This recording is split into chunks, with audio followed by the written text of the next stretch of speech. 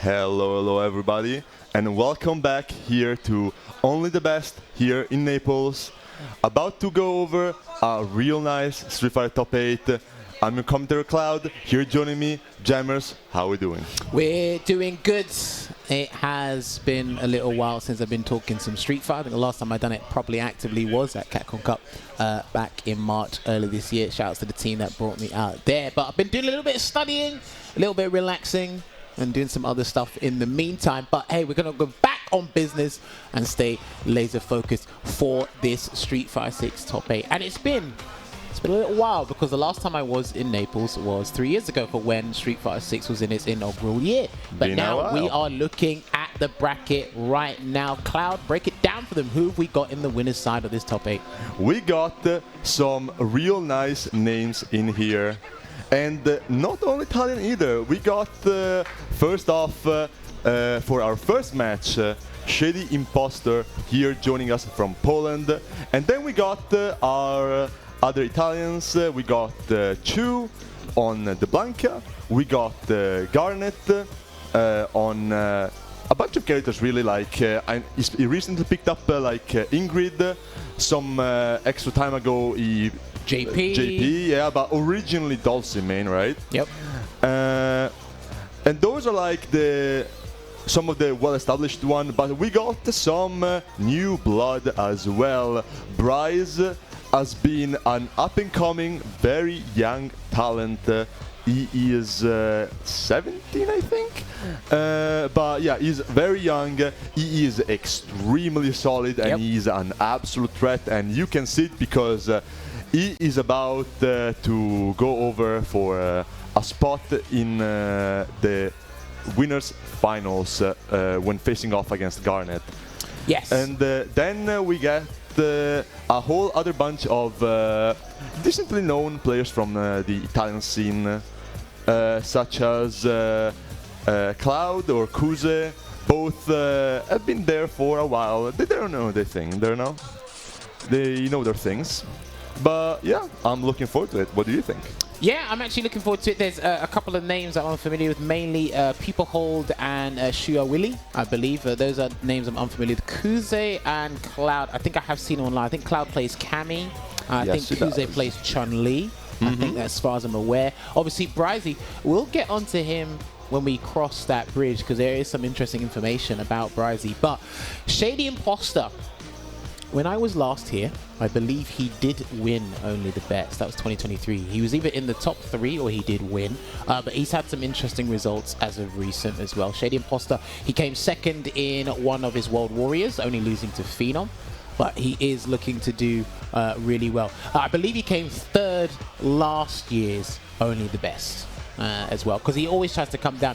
And ShadyImpostor actually brought me some gifts from Poland. Because he knows how much I love DJ. So he said, here's a little gift for you. But now, shout out to ShadyImpostor, man. Love his energy, love his bravado. But he is trying to look to take the gold here. Obviously, last year, it was Garnet that won Only the Best here. I wasn't here to see that, but I was there in spirit because I did turn on the stream and watch that. But hey, it's basically the single Polish player versus the Italian army, and I'm pretty sure he can fend them off there. But we do have the likes of Chuu. I did play Chuu a little bit in some casuals when it came to the Blanka, which has been really good. Okay. But it's going to be interesting. I always try to play the Italians as much as I possibly can when I do come down, because to me, it's an underrepresented and undervalued community.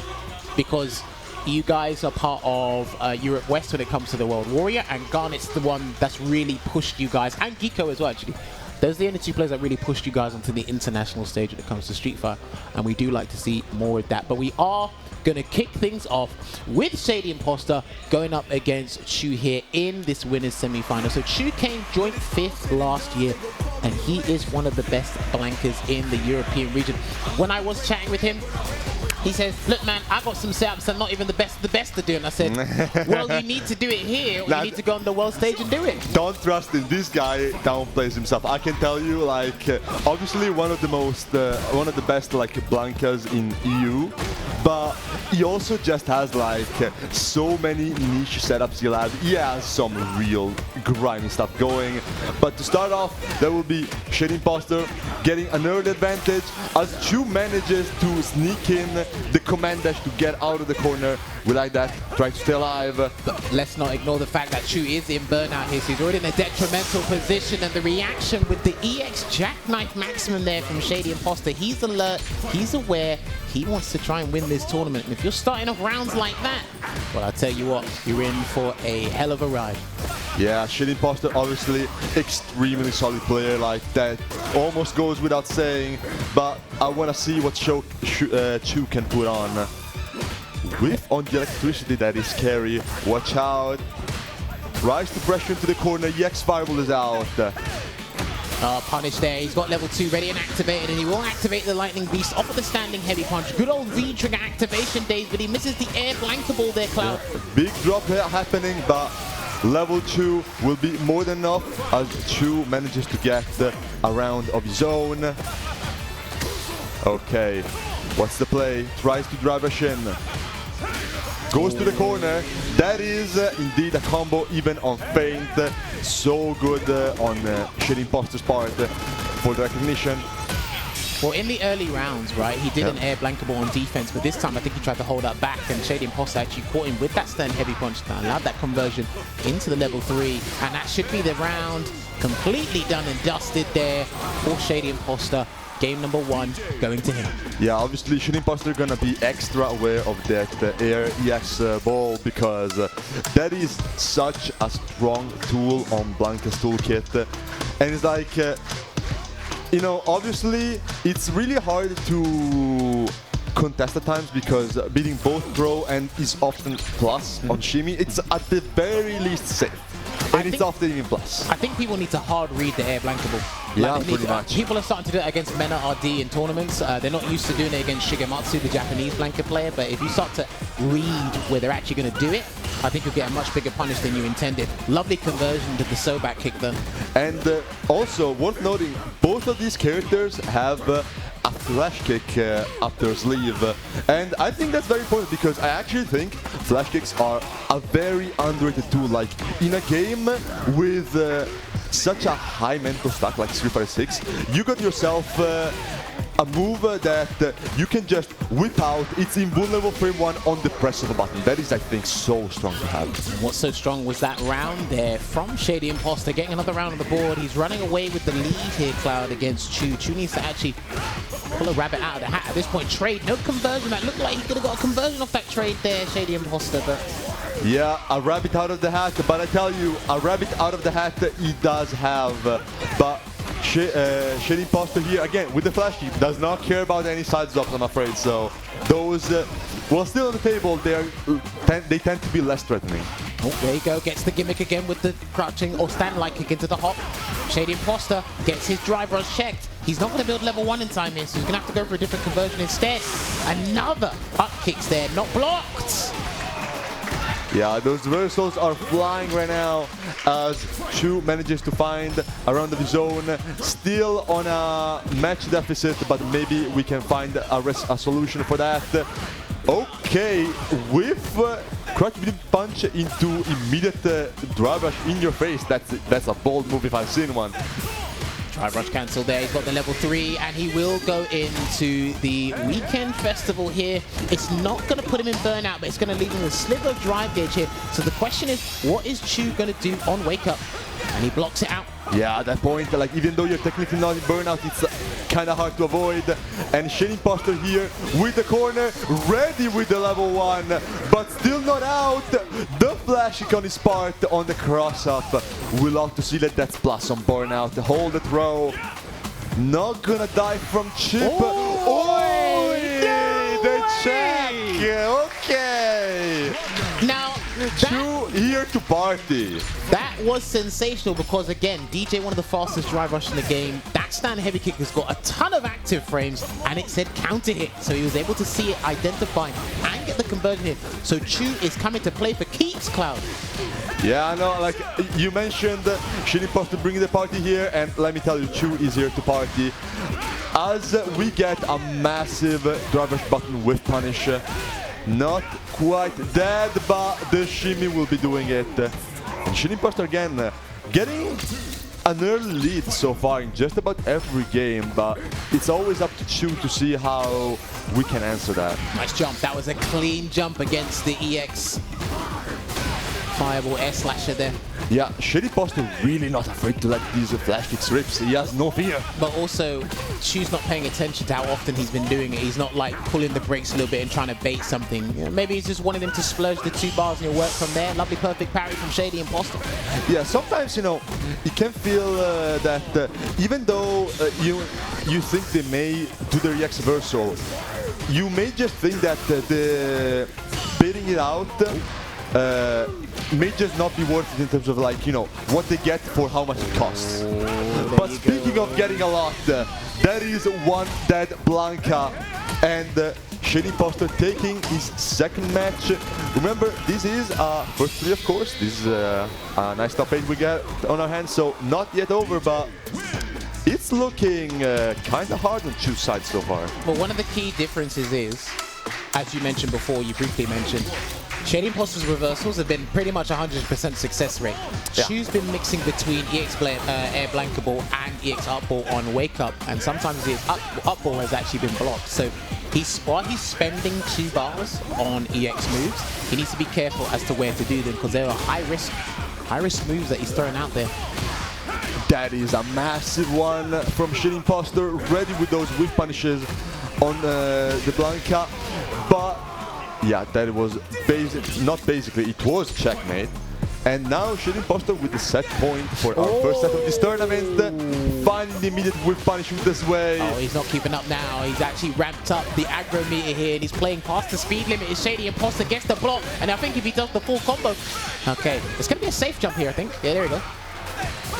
It was a fake one, ready for the EX ball, bidding it out, 9 burnout. What we do here? He's done. He's done. Yeah, wait, hold on. Oh no! He tried. He had the burnout. He could have gotten some extra pressure, but tried to go for something bigger. As the electricity in burnout is only +1. Yeah. ShadyImpostor calling it out, and that would be our first set. Yeah, that was unfortunate there. I think what really stood out to me outside of the reversal exchange between the 2 players was the meter management. The drive gauge management was crucial for both players here. And because I do think Chuu's a little bit more liberal with his meter as opposed to ShadyImpostor. ShadyImpostor did spend the bar on EX Jackknife, like you mentioned before. They just let it rip, and the success rate was incredibly high. But guess what? Anytime Chuu spent his meter, he said, okay, you spent 2 bars, I'm able to do this. Let me see if you're ready. He tried a couple drive rushes that did get checked, but overall he was able to dictate what Chuu was doing with his drive meter, more so than what he actually understood as the player himself. Yeah, thing is, obviously, it comes down to very player-specific interactions, of course, but also, I think, in Chuu's mind, the game plan is that, just in general, Blanka is a character that is very strong at controlling both his and his opponent's drive gauge, thanks to, you know, Lightning Beast. Everyone has heard of it, everyone has dealt with it. Very strong super, and it really allows him to be a bit more liberal with the drive meter exchanges. I think what happened is that ShadyImpostor really saw through that. Like, even though Chuu was playing a bit more liberal with the level 2 pressure in mind, ShadyImpostor was just not leaving him the occasions. And so when you take that out of the equation, suddenly the drive gauge control is not as threatening as it otherwise would be, you know? No, I totally understand that positional perspective that you brought here, because it's super important to understand that. And as the meta develops and changes over time, I mean, we are getting an update soon when it comes to Yasmin August 3rd, but right now with the meta, it's all about really dictating what you guys do with your drive gauge. And if you can manipulate your opponent's one without them really understanding how you're doing it, then you're actually in the driver's seat. But you can see it there, ShadyImpostor back in the winners final, familiar territory for him. But now we're going to go to the other side of the winners bracket, where again we're going to have a, if you couldn't tell, it's going to be dominated by the Italians for good reason. We're going to have Bryzee, young man Bryzee, stepping up to the plate, going up against OTB's winner of 2025, which is Garnet, representing Save Your Game. So as I said, Garnet, I can't eulogize this kid enough, to be honest with you, because he was part of Street Fighter League for 2 seasons. He was with Team Wolves and he was with Team Mouse. They almost won and went to Capcom Cup finals with Team Mouse. Garnet. He's been to Capcom Cup himself when he qualified back in 2023. I think it's a 2023 season as well. He is a Dhalsim loyalist in this game because he used to play Fang in Street Fighter 5. But as you mentioned before, it's that it's not a character crisis. He's just adding characters to his roster to see what's working for him and see where he has to pivot to in the future. Like you said, we've seen the JP, we've seen him dabble with the Ingrid. He's considering Sagat.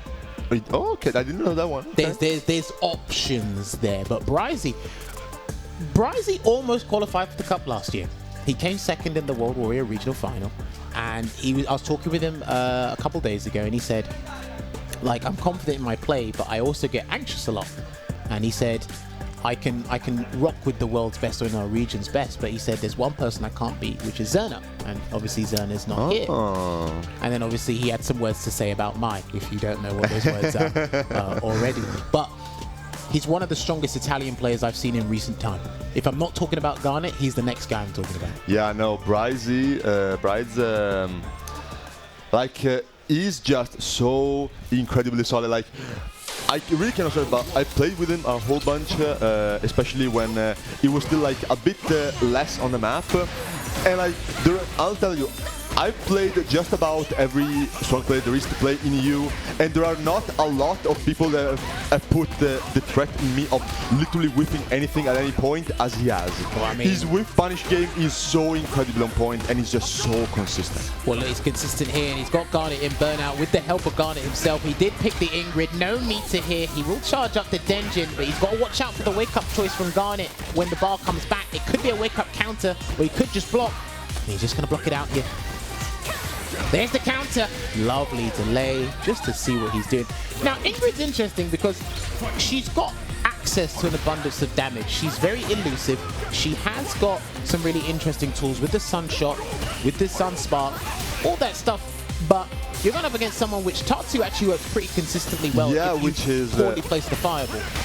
Yeah, it's really not something you see often. Like Tatsu, it hasn't really been like used as an actual solid anti-projectile tool for quite a while, but in this matchup it kind of works out because of the way Ingrid's fireball work. But this is why a lot of people should play against Ingrid up close, because the startup of the fireball is pretty long, and if you've got anti-projectile tools, lovely perfect parry there into the sunrise, and he will get a Sun Crest on board here, and he does have access to Order of the Sun. That's Garnet. Yeah, the level 2, a very strong one at that, but also just the Death Beam. The Death Beam is always on the table. It is a real menace to play against. Oh, level 1, and he's not going to spend any crests here because he still has access. He's almost going to get that level 2 there, Cloud. Yes, he does. Not quite a kill, but...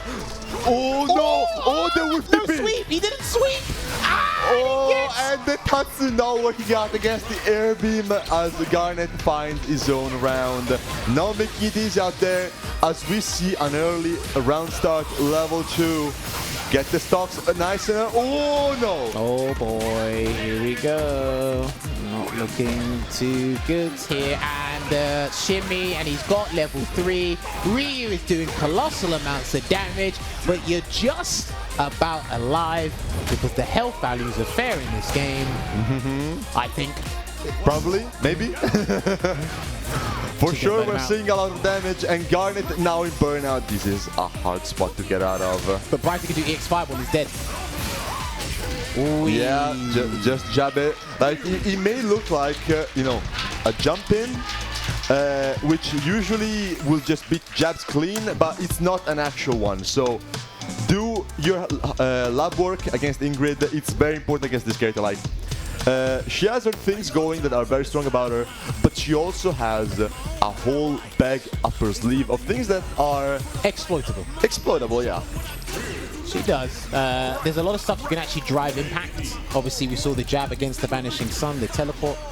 Obviously, if you have a character, which Ryu is actually a really good example of this, which he is swapped. If you've got a character that's high drive damage and high regular damage, that's a recipe for disaster.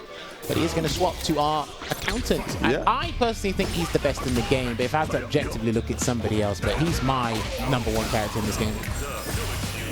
I mean, me personally, look, I'm biased. What can I say? But yeah, JP quite strong into Ryu. Generally, into most characters who don't have like a ton of mobility going on for them. And so here you can control the space of the match decently well, as Garnet is showing off. Yeah, Bryzee trying to get in, but you have to play the long game in this matchup as Ryu, I'm afraid. It does, as you don't really have the tools to really force yourself in, you know? Yeah, he has to rely on the drive rush option selects a lot. Especially from a distance, because if Garnet changes his time and it pops out the departure, right, you're just going to commit to the... There you go. He has to do that a lot. And he will significantly scale his damage, but as long as he gets close enough, it'll be a different ball game. Going to set up shot and pop the departure above his head there. Is Garnet against Bryzee. Ready with the EX Fireball to interrupt Garnet. Big interrupt on the EX Ghost there. Big one. Now trying to chip at the drive gauge in the corner and burn out the level 1 coming in. That is one costly back throw for Bryzee. Boy, he caught him with the drive rush, with jab to get him to stand up just in case he thought an overhead was coming, and he committed to the drive rush cancel, converts into that level 3.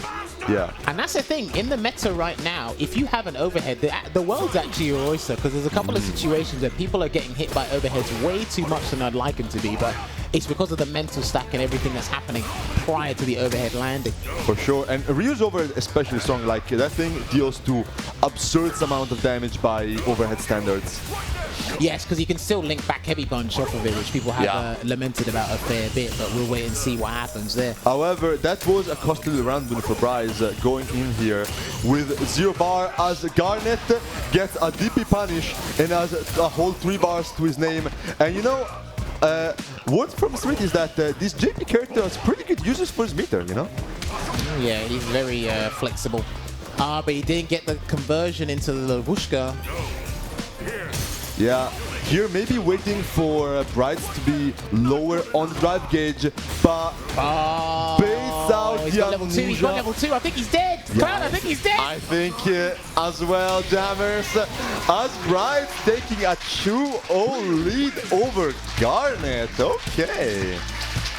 So, interestingly enough, the 2 characters that Garnet has played, they both have a down-down input for a counter, per se.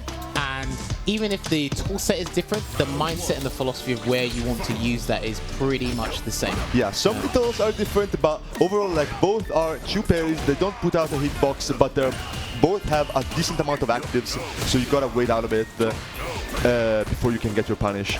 But Bryzee has managed so far, so that is nice. And we see also Garnet this time sticking out with the JP, so that will be it for the rest of this set. I think parry misses the stand heavy punch, not close enough to do that. No hit confirm on the hot kick either there from Bryzee, but he will be able to chip him out in some capacity. And there you have it. Bear in mind as well, this was the grand finals last year in OTB, and it was 3-2 to Garnet. Look at this substantial difference here between these two. Yeah, another thing to notice is that at the other big Italian event for Street Fighter, that is Red Line in Milan towards the end of the year, November, December. Be sure to not miss it if you're there. When it happened this year, Garnet was also on the GP and came out on top of that tournament as well. So not too long ago, like less than a year ago, you know. But now things are going pretty different, I want to say. Ooh, gets a drive impact. Can he burn him out? No, he missed the DP. He missed the Dragon Punch anti-air. And it's going to allow Garnet to replenish some drive gauge at the moment and save him from trouble. But if he gets hit by a heavy, he's done. Oh, that was so close. Okay, does it not choose to combo into the level 2? Overhead. Oh, mate, that was the slowest overhead. It's going to hit the Guinness World Records because it is a clean 3-0 here to Bryzee, and he will book his place in the winners final, where he will go up against ShadyImpostor in a position for that grand final spot here. So Bryzee, dominating fashion, kept it clinical, didn't stray away from the game plan. And again, I love the way he was manipulating and basically controlling what Garnet was doing with the drive gauge, because a lot of the characters now, they're actually being more liberal with their EX moves as opposed to drive rush cancels. Yeah. And if you don't really use it in a perfect situation, or you get baited, as with the Sunville counter with Ingrid or Amnesia with JP, well then Ryu comes in with a stand heavy punch, or get the drive impact afterwards, get the follow on, and so forth. You're very limited in what you can do throughout neutral and in the corner. So pretty good stuff there from Bryzee. Yeah, I have to say, Garnet losing first match of the stream for him, 3-0 was not on my radar. That was a really, really good, solid play from Bryzee. Props to him. But with that, we will be moving on to our loser side now. Yes, we will indeed. And obviously, just bouncing off the point you made just a minute ago, it just goes to show you how the Italian scene is trying to level up and has been leveling up as well. There is, again, I've always said Italy has been an underrepresented scene because they don't have as many players as they'd like to travel around to a lot of events. Obviously, there's less events happening in Europe, and going over to the States or maybe events in Asia can be a tad bit expensive for some of you guys. But then when the events do happen in and around the country or around Europe, you guys always show up when you can. Yeah, I know, it's always nice to see the representation.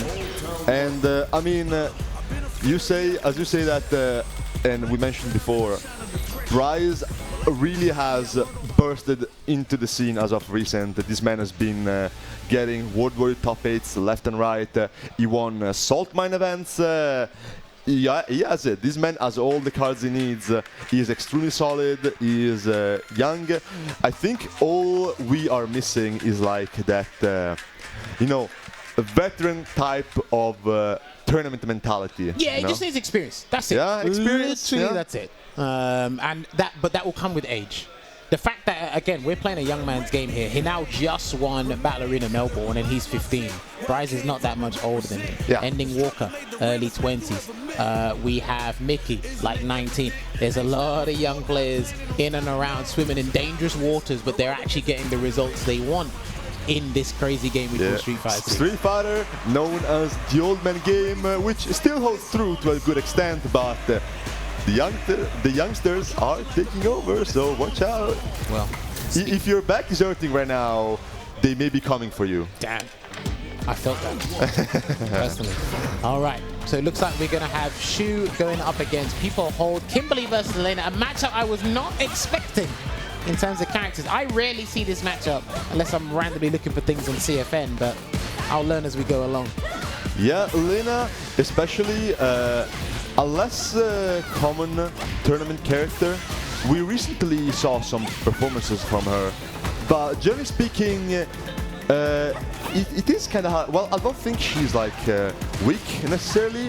I think the way she plays is like it requires to be extremely solid in ways that, and you just cannot really mess a lot of things up. For example, she has a really good confirms and hit confirms, but you need to not only confirm the hit itself, but crouch confirm on top of that. Well, the thing is as well, there's a lot of characters in the middle of the pack of the game that on any given day they can win a tournament. I do think Elena is one of them. Dogger obviously got top 8 placement at EVO with Elena. Good buttons, good backwards walk speed as well to prop it up. The level 2 change, the revival dance change, where she gets a drive stock back when she uses it. I think that's a pretty big change for her over time. And like you said, good hit confirms. But right now, ShuuyaWilly is actually going into Ninja Star Cypher to play the Spotify track of the day. And it will be something very close. Maybe dash up throw might do the trick, or he might not take the risk. There you go, he just went up and did stand heavy punch into the run, and he will go into the final round with his amplified tool set. Yeah, Kimberly in install and the Chuu whole cans to go. That is one scary character if I've seen one. like, you know, some time ago they changed Kimberly Chuu setups where now they used to pop at the same time, now one goes after the other, and we are seeing it here. They are so incredibly scary. Like, even in a situation where you manage to just defend correctly, you are still most likely losing so much drive gauge. Ooh, lovely bait there on the wake up drive reversal, just in case, of the wake up parry, just in case something else came out. But this is looking good. There's the new A twister. Goes for the air reset. People not biting, but now in the corner, he does have 3 bars, so any next hit should be able to do it. No anti-air. No render for the DP as Shuya gets the twin combo and just builds a second level 3 to close off the first match. And honestly, that's how you do it in an ideal world. You win the round with level 3, and then you get to close out the game with another level 3 there. But yeah, pretty tricky, a bit hesitant as well to do scratch wheel anti-air because you don't know if Kimberly's going to do a regular jump or the elbow drop. I'm not sure what Elena's answer would be to an elbow drop from far distance. Actually, I don't think crouch heavy punch would do the trick. Yeah, like you need a far-reaching anti-air to deal with that nicely, but I'm not quite sure what Elena has for that, because it's also not like a common situation to find yourself in. Like, there is a bunch of characters with a dive kick, but one that like stops your horizontal momentum, like that is mostly unique to Kimberly, really. Well, what's also unique to Kimberly is losing a round like this, because it will be scratch wheel that closes out the rounds. And again, Elena's magnetic. Once she knocks you down, she's got very good frame advantage. She's got a plus on block medium kick. So once she gets in, she can stick to you like white on rice. Yeah, like obviously people say like, oh, she doesn't have like throw loops. But the thing is, like she has a 6 frame, decently ranged +1 on block medium. Kinda akin, I want to say kinda akin to Luke's crouch medium punch. If I want to say, but even Punish. then, He's got to burn him out. He has to burn him out. He might have to do level 2. No, he's going to have to level 3 now. no, you gotta spend level 3, but we are fine with that. We have a round lead, so this is potentially the match here for people. And we close it out though. Tries to speed us out the slide, doesn't quite get the combo. The overheads are coming in. Overheads. And a third one. Chip. Oh, he almost got the chip. Oh no, too late. And he forgot. Dude, you have to remember when you do these moves, they actually do help hasten the recovery process on the burnout gauge. And I think he was just a little bit too excited and he thought he had it. And it happens a fair bit. You're like, right, just one more move, and then I'll commit to the chip, the drive, impact, whatever. And then they just get full drive stock back and you're like, oh my God. It's rough, like he thought that he had it, but just a little bit too late, unfortunate. As you get the crouch heavy punch and you're baited out by the empty jump. Now in the corner, how do we get out? Still spacing the slide, not quite getting the combo he wants off with Dan, but we get our extension with the air grab. More corner pressure. That's like the Kimberly party starter. When you get like the high hit wheel kick in the corner, that is like you're about to take so much damage. Well, you're about to take so much throws if you're not careful. Good tech there from Peepohold. No drive rush cancel because he didn't want to burn himself out off of that crouching medium punch. But he does that moonsault spacing trap there, and he should level 2. Yeah. Now he should level 2. That should be the round, actually. Yeah, he doesn't even need to heal. But he is going to end the revival dance with the maximum damage, and he is going to finally go into pole position in this set. Remember, loser goes home from this cloud. Yeah, losers indeed goes home. Well, you can enjoy the rest of this tournament because it's looking real nice, but I'm afraid for your playtime that might be it. As we get, once again, install Kimberly on lock. This could also potentially be another time where we see a second level 3 from Shuya's side. Well, he's got 0 bars at the moment, gets us throw. He's going to roundhouse it. No, he just delays crouching medium punch and he catches Peepohold at the perfect range where he's been able to get away with delayed lights on defense. So let me stand outside that range, and if you want to get out, you got to do crouch, medium punch, drive, rush, cancel. Yeah, and ready with the standing medium kick. That button does doing so much for Kimberly. Even now into the wheel kick for plus frames, but barely whips the grab standing medium punch, and is now burned out. This is not looking good. We do have a reversal on hand, but still quite the spooky. Oh, and he got caught by the gimmick on the forward HK. Back throw. Looking good here. Can he try and get a sneaky drive impact? Does he even need it? Oh, he tried the sneaky drive impact. Uh-oh. Ready with the jump out. And now it's Peepohold who's about to get burned out. He's got level 3. He's got match level 3, dude. He does, and it will kill as well. But you know what? Shuya also has a level 3, and Chuu can's barring a drop, that is gonna be a kill, yeah. It's not even close. Do the whole thing. And there you have it. Ninja Star Cypher coming back out there. Peepohold, he thought he had it. He whiffed the button. He tried the drive impact. But as a Kimberly player does, they got somewhere to be on their first class flight. So he jumped out of the corner and he cruised out of there. But he is 2-1 up here in this set.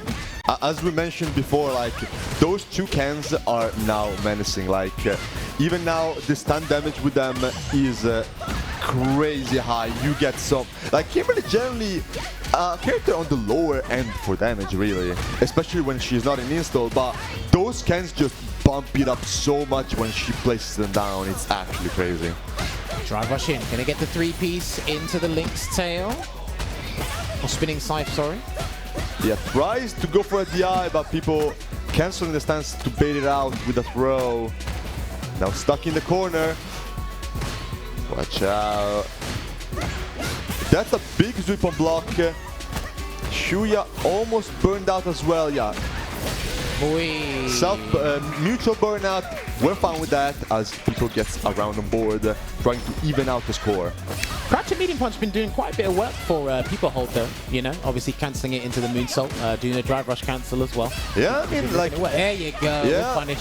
I mean, I'll tell you what, this Elena character, she got some pretty good buttons, you know? I promise you, she is decent. It's just a couple more tweaks and you change characters around her and she will be probably in your top 7, your top 5 characters, I think. I mean, I'm a fan. Personally, I really like Elena, you know? You're one of the few. And yeah. Ooh, wait, the big one. Doesn't spend level 3. Doesn't feel like it's worth it. But now, Shuya getting the counter slide and spending level 3 does not want to risk it. Dude, that's fair enough. Peepohold has only done 1 level 3. I think Shuya has done like 4, 5. Yeah. He's still got his 3 bars available there. And this is the thing, sometimes it's very tricky to decide whether you need to use the level 2 with its new changes or commit to the level 3 and just consume more drive gauge and inflict more damage. Yeah, like, it's not one of those, like, you know, super advantage kind of level 2, but still, like, you're getting your life back, your drive gauge back. It can really fix a situation in which you are not gonna kill. So, like, because, you know, most supers, most damage kind of supers, and here again, you really only use them for closing out a round, but Elena does have some extra uses. He needs to be careful. He's going to get the check there on the run. And now what needs to happen is Shuya needs to be able to do heavy punch run and commit to the run. Remember, stand heavy punch into the kicks or from the run is a frame trap. But if you stop, they can check your thing. He's not really switching it up here. But Peepohold needs to be careful with jumping as well, because Elena's got one of the slower jumps in the game, and she's got one of the easiest anti-airs with Crouch Heavy Punch. You mix those two together, I know who's winning. Yeah, and not only that, but it's a quite scary anti to get hit by as well, because she can cancel it into a run, actually. And then you're kind of like guessing left-right throw as you're coming down, you know? There we go. New air twister again. He actually might build a fair bit of bar for the level 2, but he doesn't need it. He's going to try and burn him out instead. But look at the drive gauge. He recovered from that cloud. That was insane. Yeah, like getting the full sequence on the parry. And now Shuya burned out. Does still have the corner, but the DI comes in. It's not... Are we going to... No. I thought he was going to go for corner carry, but... Look at that. That's huge. As you mentioned, right? That's huge. Depending on the circumstances, he can kill. And he's going to do The EX into the Harvest Circle. DP! Oh no! Oh no, you know what? It's the wrong version of Rhino Horn. He couldn't get a DP because they were too low. So I love that he didn't actually commit to that. Yeah, good awareness. Not again ready for the end here on the jump, but we do have a round of advantage for the first time in this set, I think. Punish. Oh, not ready. Because I know I think that's -4, so crouching light point surely should have been able to catch that there. Like unless it's like I remember labbing it, and like unless it's perfectly spaced, you should be able to punish it just about every time if you got that jab with decent range. But yeah, slide. No context slide. Gets the throw. He might have to slide in again. Watch out for the wake up supers, by the way. He's still got some. He still has fuel in his tank, but this is a precarious spot to be in. Okay. Manages to get out of the corner. Corners himself again. Oh no. That's not gonna be a kill, I think. But goes for the reset. I haven't seen that day one gimmick in quite some time, and he will land the Song of the Grasslands and able to do that there. And he's absolutely elated that he was able to do that and stay in the bracket here.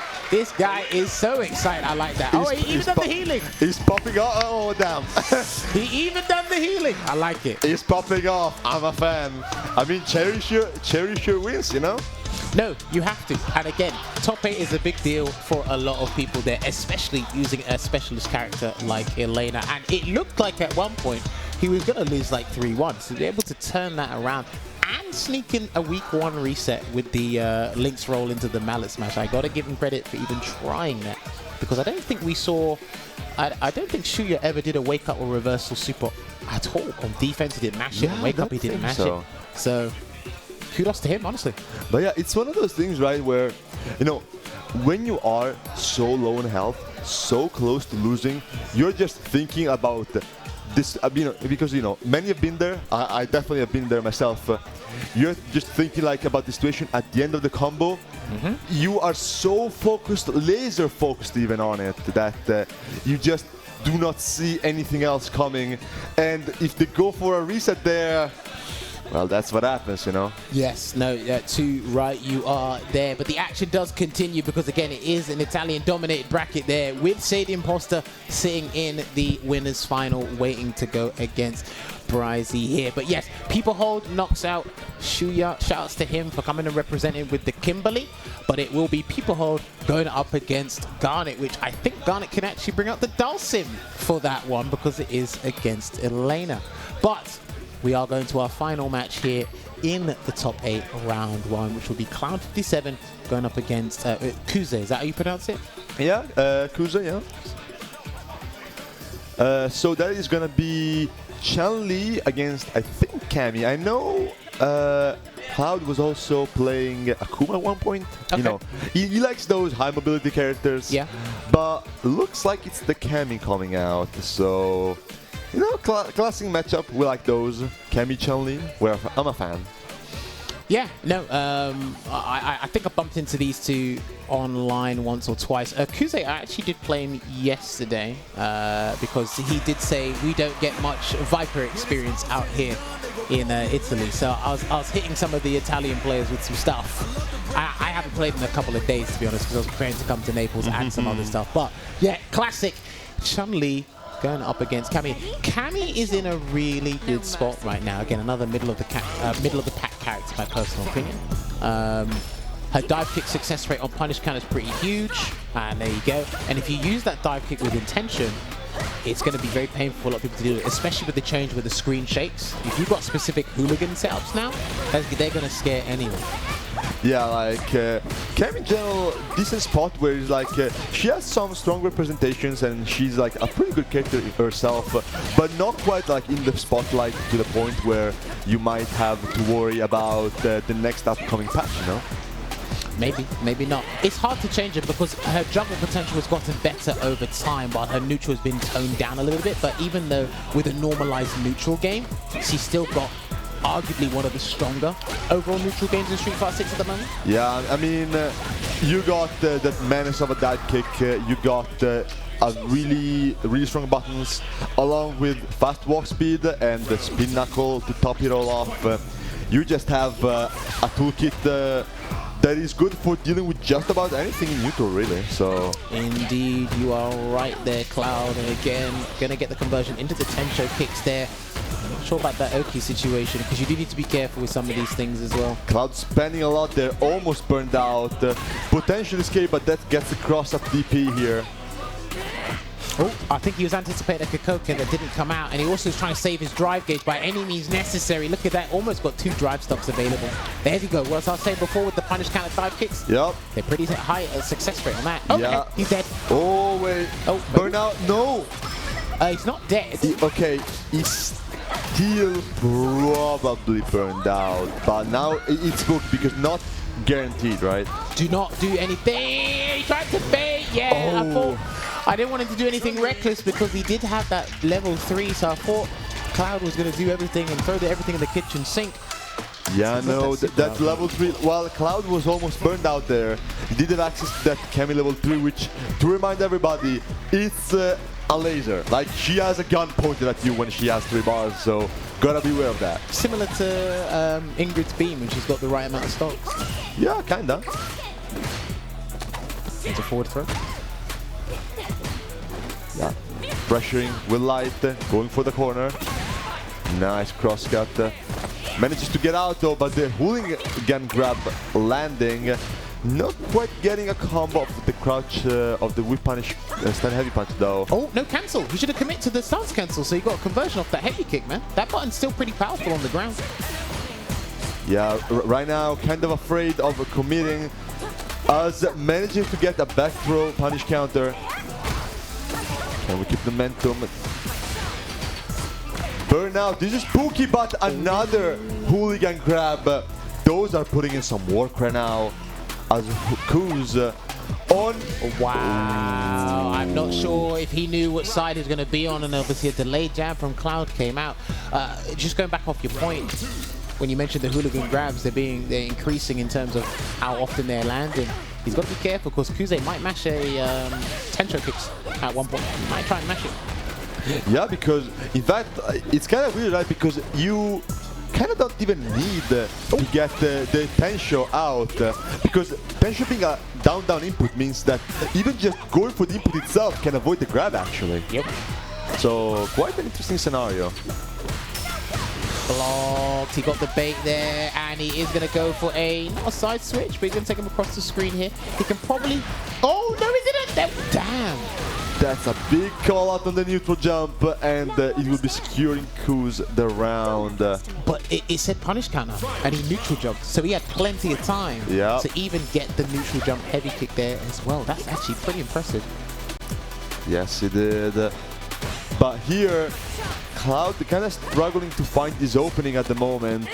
Manages the grab, but we really need to close out this match to have a chance of bringing it home.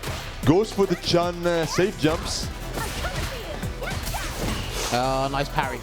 And that's going to be huge. Oh, he didn't spend any level 3 because he went for a different combo conversion instead. Yeah, jump starter, so not a ton of damage, right? But now Kuze with meter and level 3 and overhead reset just to make sure, you never know, as you will be taking the second match of the set.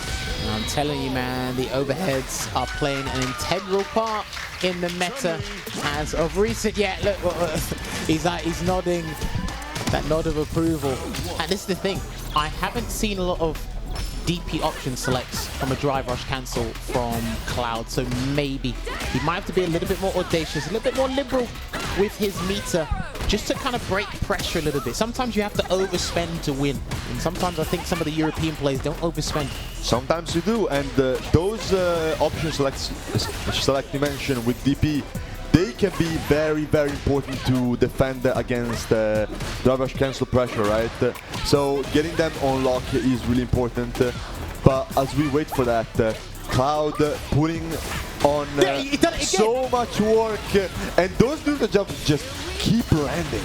All right, here we go, Cloud. He's got low health here, but Kuze is burnt out as well. They both are turned pale. No cross cut.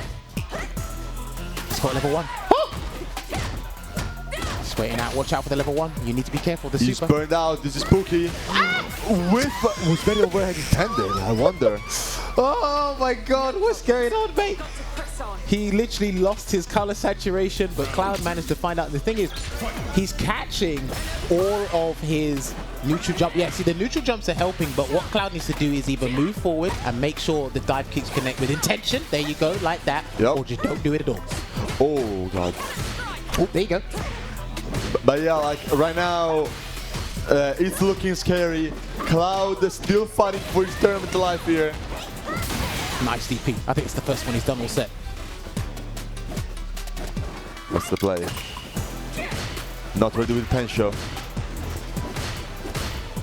We're afraid to enter Cammy here, and honestly, I really get it. Oh. But that will be a massive whiff. Hold on. You said afraid to anti-air Cammy. The guy actually tried to anti-air Chun-Li. Didn't work out. Here we go. Almost burnt out. Wake up, super.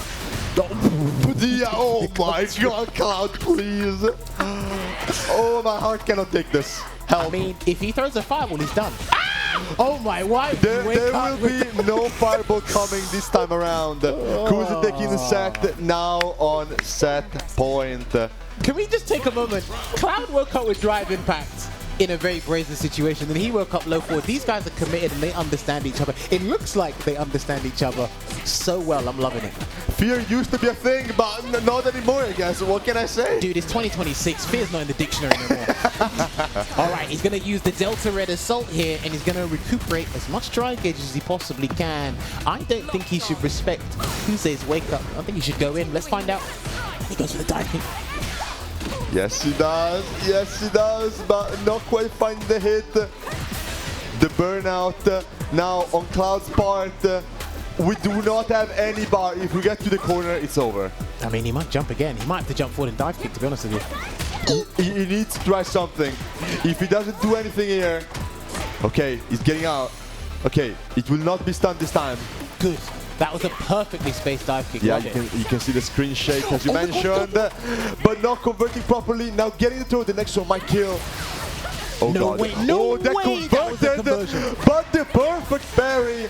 Cloud ready with the cross up and finally getting a match on board. So close to losing his tournament life here. Look at him. He's like, I'm that guy. I'm him. That's what he said. He said, I'm that guy. I would have said something else, but would have got cancelled if I said that. But I mean, look, if he's confident, what are you going to do about it, right? Hey, confidence is what you need nowadays, honestly, with anything. Gonna get a throw. Kick on the throw loop. Nice tech there from Kuze.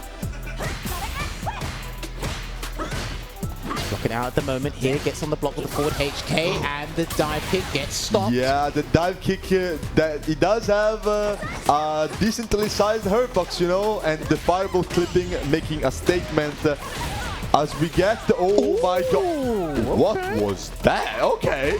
Was that a Cloud 57 exclusive? Oh my word. Kuze's wake-up choices when he has little to no health have actually been sublime. And if he gets DP'd here, he works up with the button. You know, if you have nothing to lose, you have nothing to fear. That's true. Wow. He wanted to hit him with a raw drive rush into overhead as a last-ditch effort, but Cloud has other plans here, and he's looking to equalize this as soon as possible. Now he's often resorting to drive rush overhead in a lot of given situations here, Cloud. Yeah, but the success rate has been going down on these overheads. Though we do have the corner and the dive coming in, and Spence level 3 as well. Okay. I respect it to get his drive gauge back. I don't agree with spending it there, but he actually might win this game. Let's find out. Yeah, throw. I think he's pushing to just close out this round. So he is okay with spending the bar. Well, he did give him a nice 40% life lead, so... Oh boy, is he going to spend? Speaking of life leads though. Right, what did he do last time? He woke up with drive impact last time, didn't he? After this situation, he woke up Yes, with but drive there impact. was almost burned out. Here, that's not quite the case. Still do it. Yeah. A bit spooky there, but Kuze once again securing himself a set point. Rather, the round for the set point. but we still need to close it out.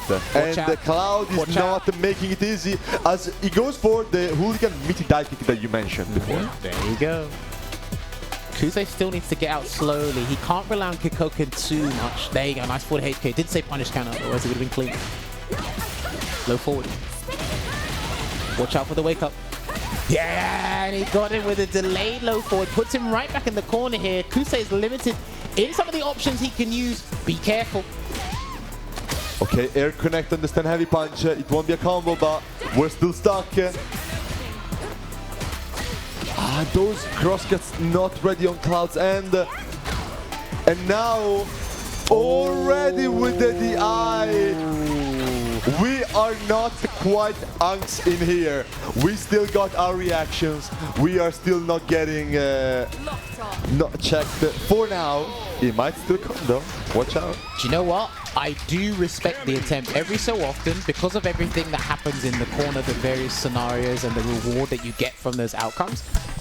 I do respect just throwing in a button, throw DI, see what happens, and it's a good test to see if they're actually awake, considering everything that's been happening in the game, right? Yeah, because another thing is like once you reach a certain level of play, right? Like you kinda expect less certain options, or sometimes like you even don't expect them to happen like entirely anymore. But even though those may not necessarily be like solid to just consistently go for, in case of a DI, they might just sneak in, and before you know, you lost the game just like that. Very true. Well, it is the final game here, 2 apiece. Kuze was cruise controlling at the moment, but now he has to put his hands on the steering wheel. Gets a punish counter throw here, and wake up, spin drive smasher. Every time one of these guys gets like a successful like hit or a punish counter throw, the guy immediately wakes up with an option to break that momentum immediately. Yeah, they're not afraid to swing it. And this time, ready on the hooligan with a jump straight into level 1. Kuze, what did this guy get in the morning? I don't know. I got an arancini ball this morning. I mean, that Italian coffin but must be hitting kind of hard. Maybe. Dive kick, perfectly spaced. He's been working on those throughout the set. A lot of them were whiffing at the start, but now he's getting them all to connect right at the tip. I like that. No anti, oh, no anti. This is scary. Cloud recovering the drive gauge. We like that, but oh my! Whiff on the throw, no punish. Sometimes I think Cloud's got his own game plan when it's like there's opportunities that present themselves for him to land 30-40%, but he wants to do something else instead. Sometimes these people are just unreadable. What are you gonna do about it? As he whiff the cross up in his face, and there will be a punish counter throw. Still anyone's game here, but it's getting closer and closer as he shimmies with the airborne normal and close out with level 3. What a set. Yes, an exhilarating set between 2 great Italian players here, and it was a frame trap from a drive rush cancel that got him. It looked like he did have drive stock available, but he went for a delayed tech. Now imagine he'd done the DPOS there. He wouldn't have had to deal with that, and he wouldn't have taken 50%. But there's a lot of scenarios in Street Fighter 6 where the attacker knows, I've got the resources to do 50%, to do 60%. You as the defender might not be looking out for that. You've got 7 different things to look out for. I know the one thing I'm intentionally going for, if that makes sense. Yeah, it makes all sense, and we're seeing it right here. And again, like as you mentioned, there are a lot of options to go for there. You cannot be possibly ready for all of them. Nope.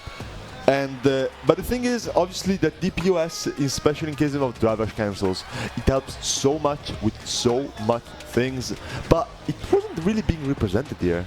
No, I think there was a phase, maybe at the highest level of play in CBT, you'll see it a fair bit because it is needed, but a lot of the top players now, they're actually intentionally baiting DPOSs, but then there are players now around high level and intermediate level where it is an option, but it's like, I feel I can do more with my drive gauge elsewhere. This is a defensive scenario that doesn't reward me in the way that I want to be rewarded. Yeah. It gets you out of a situation, but the levels of thinking are very different to how they treat the DPS. Yeah, because obviously, like, you get your DP, you're out, but now you still spend 2 bars, you're not getting them back so easily. So I feel like it often comes down to like just how confident are you in your neutral. That is a big question, especially for really any players at any level, but even more if you're not quite that top level kind of player, you know? Yes. Well, speaking of top players, we do have Italy's #1 in Garnet here, and as I did say before, this was a perfect opportunity to bring out the Dhalsim, but Peepohold using the Elena. I am not fond of this matchup. I do think it is not a great matchup for Elena. She does have some tools. If Dhalsim floats and she's close enough, she can do the air target combo. Against the limbs, she can do crouching medium punch drive rush, get a conversion from there. But the limbs are probably one of the biggest problems because she can't just comfortably go through. Lovely raw jump there from Peepohold. Yeah, but as always, as Dhalsim, like obviously your neutral control can be very strong, but you still have the issue. You got Dhalsim defense your way, so you need to be super consistent in just how you control the space, because if you let an opening, it might just be the only one they need. Tries to get the jump there on the float, but Garnet again, very elusive, very agile with Dhalsim, and he was maining him for a very long time until recently. We've had to add to his repertoire of characters. Yeah, like Dhalsim in this game, it can be kind of hard to solo main him. You know, as of recent, you had Dhalsim mains just start playing less. Garnet with the JP and Ingrid, and Mr. Crimson, I know, now moving on to the Viper. That is correct. So, EU, which used to be kind of a actually surprisingly Dhalsim heavy region, despite Dhalsim not being the strongest character in this game. Now we're kind of seeing less representation of him over time, which is kind of a shame because I do like to see him. Right now, that's not going to work because it was too far, just an inch away from getting the reward he wants, and he is going to get a combo into the flamethrower here. It's Garnet. Get the back throw as Peepohold. Back throw incidents happening, but he gets the perfect parry. That's not gonna kill, but right now, any normal hit, anything is gonna do it as Garnet takes the first game. So, for Peepohold, a little bit impatient, but he knows he's at a massive disadvantage, which is why you saw him go for an aerial approach with the regular jumps. But these two have got some of the floatiest jumps in Street Fighter 6, obviously with Dhalsim, the slowest regular jump. But he needs to allow Garnet to throw out the limbs and see what he can catch, because he's too antsy to get in. Yeah, you need to just let him see what he can do. Maybe an empty jump here and there, but Elena obviously he's not the kind of character with the best sort of tools to get in on a character like Dhalsim. No. So she has to react. Yeah, what you're forced to is that you ultimately have to play just a very patient game. Sometimes you obviously still want to throw out like your options, because it might just be difference. As speaking of which, he finds the opening he needs and manages to get a round of his own. Brother, did you see that he walked in his face and did roundhouse and it said counter hit? That roundhouse is like -4. He done it in his face and it worked. What is going on? Sometimes it's not a thing of how did it work. The answer is they just make it work somehow. Listen, the Italians and French at fighting games, you are some of the strangest characters that get results. I'll take that as a compliment. You lot get the results. I should learn from you guys. There we go. Yoga Flame. Okay, getting the space he needs, but chasing with drive rush, not quite getting a combo. Trying to hold the space, not ready for the teleport. See, because of the disadvantage in regular play in neutral, it allows Garnet to float. It allows Garnet to teleport behind if he wants to. Gonna get the conversion. That's it. Yeah, there you go. That's one of the new changes I do like. His combo potential has gotten better over the years, and I have said, in terms of characters and their quality of life changes, Dhalsim is actually one of the characters out there that got some of the best. And that's gonna be good damage. He has some really neat stuff going with the new cancels of a float. Yeah, and you remember, as I mentioned before, like Elena, things can get quite specific. Here we saw like people did convert the hit, but heal. Yeah, get the driving is back and the life. You're gonna need it most likely. Especially in a matchup like this when straight hits are actually a pretty big deal. So. Yeah, for sure. Oh, empty jump. Can he get the drive rush cancel in time there? Yeah, it's kind of hard there. Like that spacing of the jump is actually quite hard for Dhalsim to deal with because like it's a bit too far for back medium punch to reach if they do empty jump. Yes. But it's also a bit too close for like you know, the forward heavy punch, I think it is, the one that goes like super far. So it's kind of a dead zone, yes. And it can be easy to exploit as the other player. Oh, hold on a minute. Oh no, he could have done a cancel or anything. Oh no, no punishment with dive kick. He hasn't got level 2 either. Hold on. He gets level 2, he can throw it in. There it is. Yes, but you may have the level 2, but can you react to those Dhalsim normals is the question. Well, if you've seen on social media earlier today, we did see NL get a perfect parry on Sagat or with Sagat and do the back heavy punch into a charge tiger uppercut. The thing that he hasn't tried is perfect parry. Okay, counterpoint. NL sometimes makes me think that he's a cheater, okay?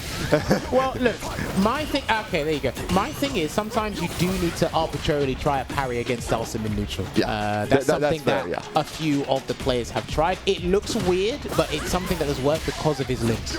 Yeah. Zangief players have to do it all the time, they'll tell you about it.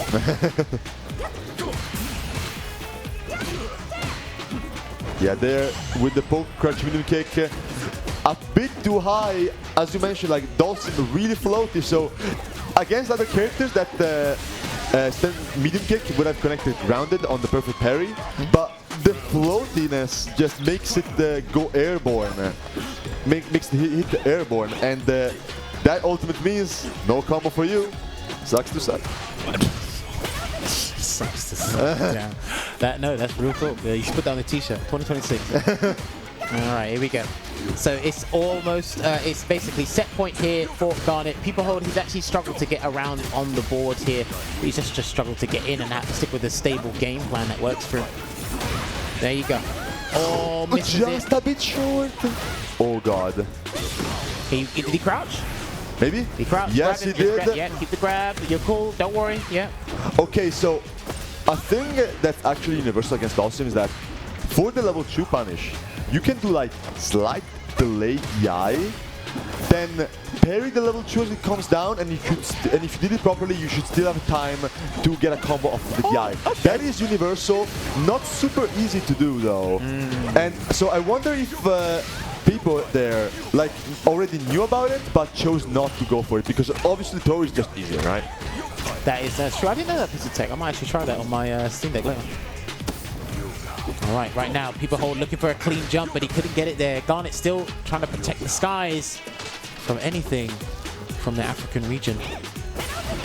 Oh, that's it. That's gonna be it, and it's gonna get the conversion into Yoga Blast. Checks the drive rush, and unfortunately, Peepo's top 8 journey comes to a close here against one of the favorites to win the tournament. Honestly, well played to make it this far, to be honest with you. And again, it's not easy because both of those characters are specialist characters, but in a matchup, the neutral, in my personal opinion, is a bit diabolical for Elena. There are answers. It's not impossible, but there's a slim chance, and you have to put in a lot of work and have to be match fit and very attentive towards that. It is a pretty dire matchup for Elena. Yeah, I mean, Dhalsim is just that kind of character, like very sharp kind of character. Sometimes he has matchups where he struggles really hard, and in this case, it goes the other way. Like Elena, her tools that just don't match up well to what Dhalsim can bring to the neutral. Yep. And I mean, Garnet taking full advantage of it with a clean 3-0. Which means he will be moving on to loser semifinals to fight someone between Chuu and Kuze.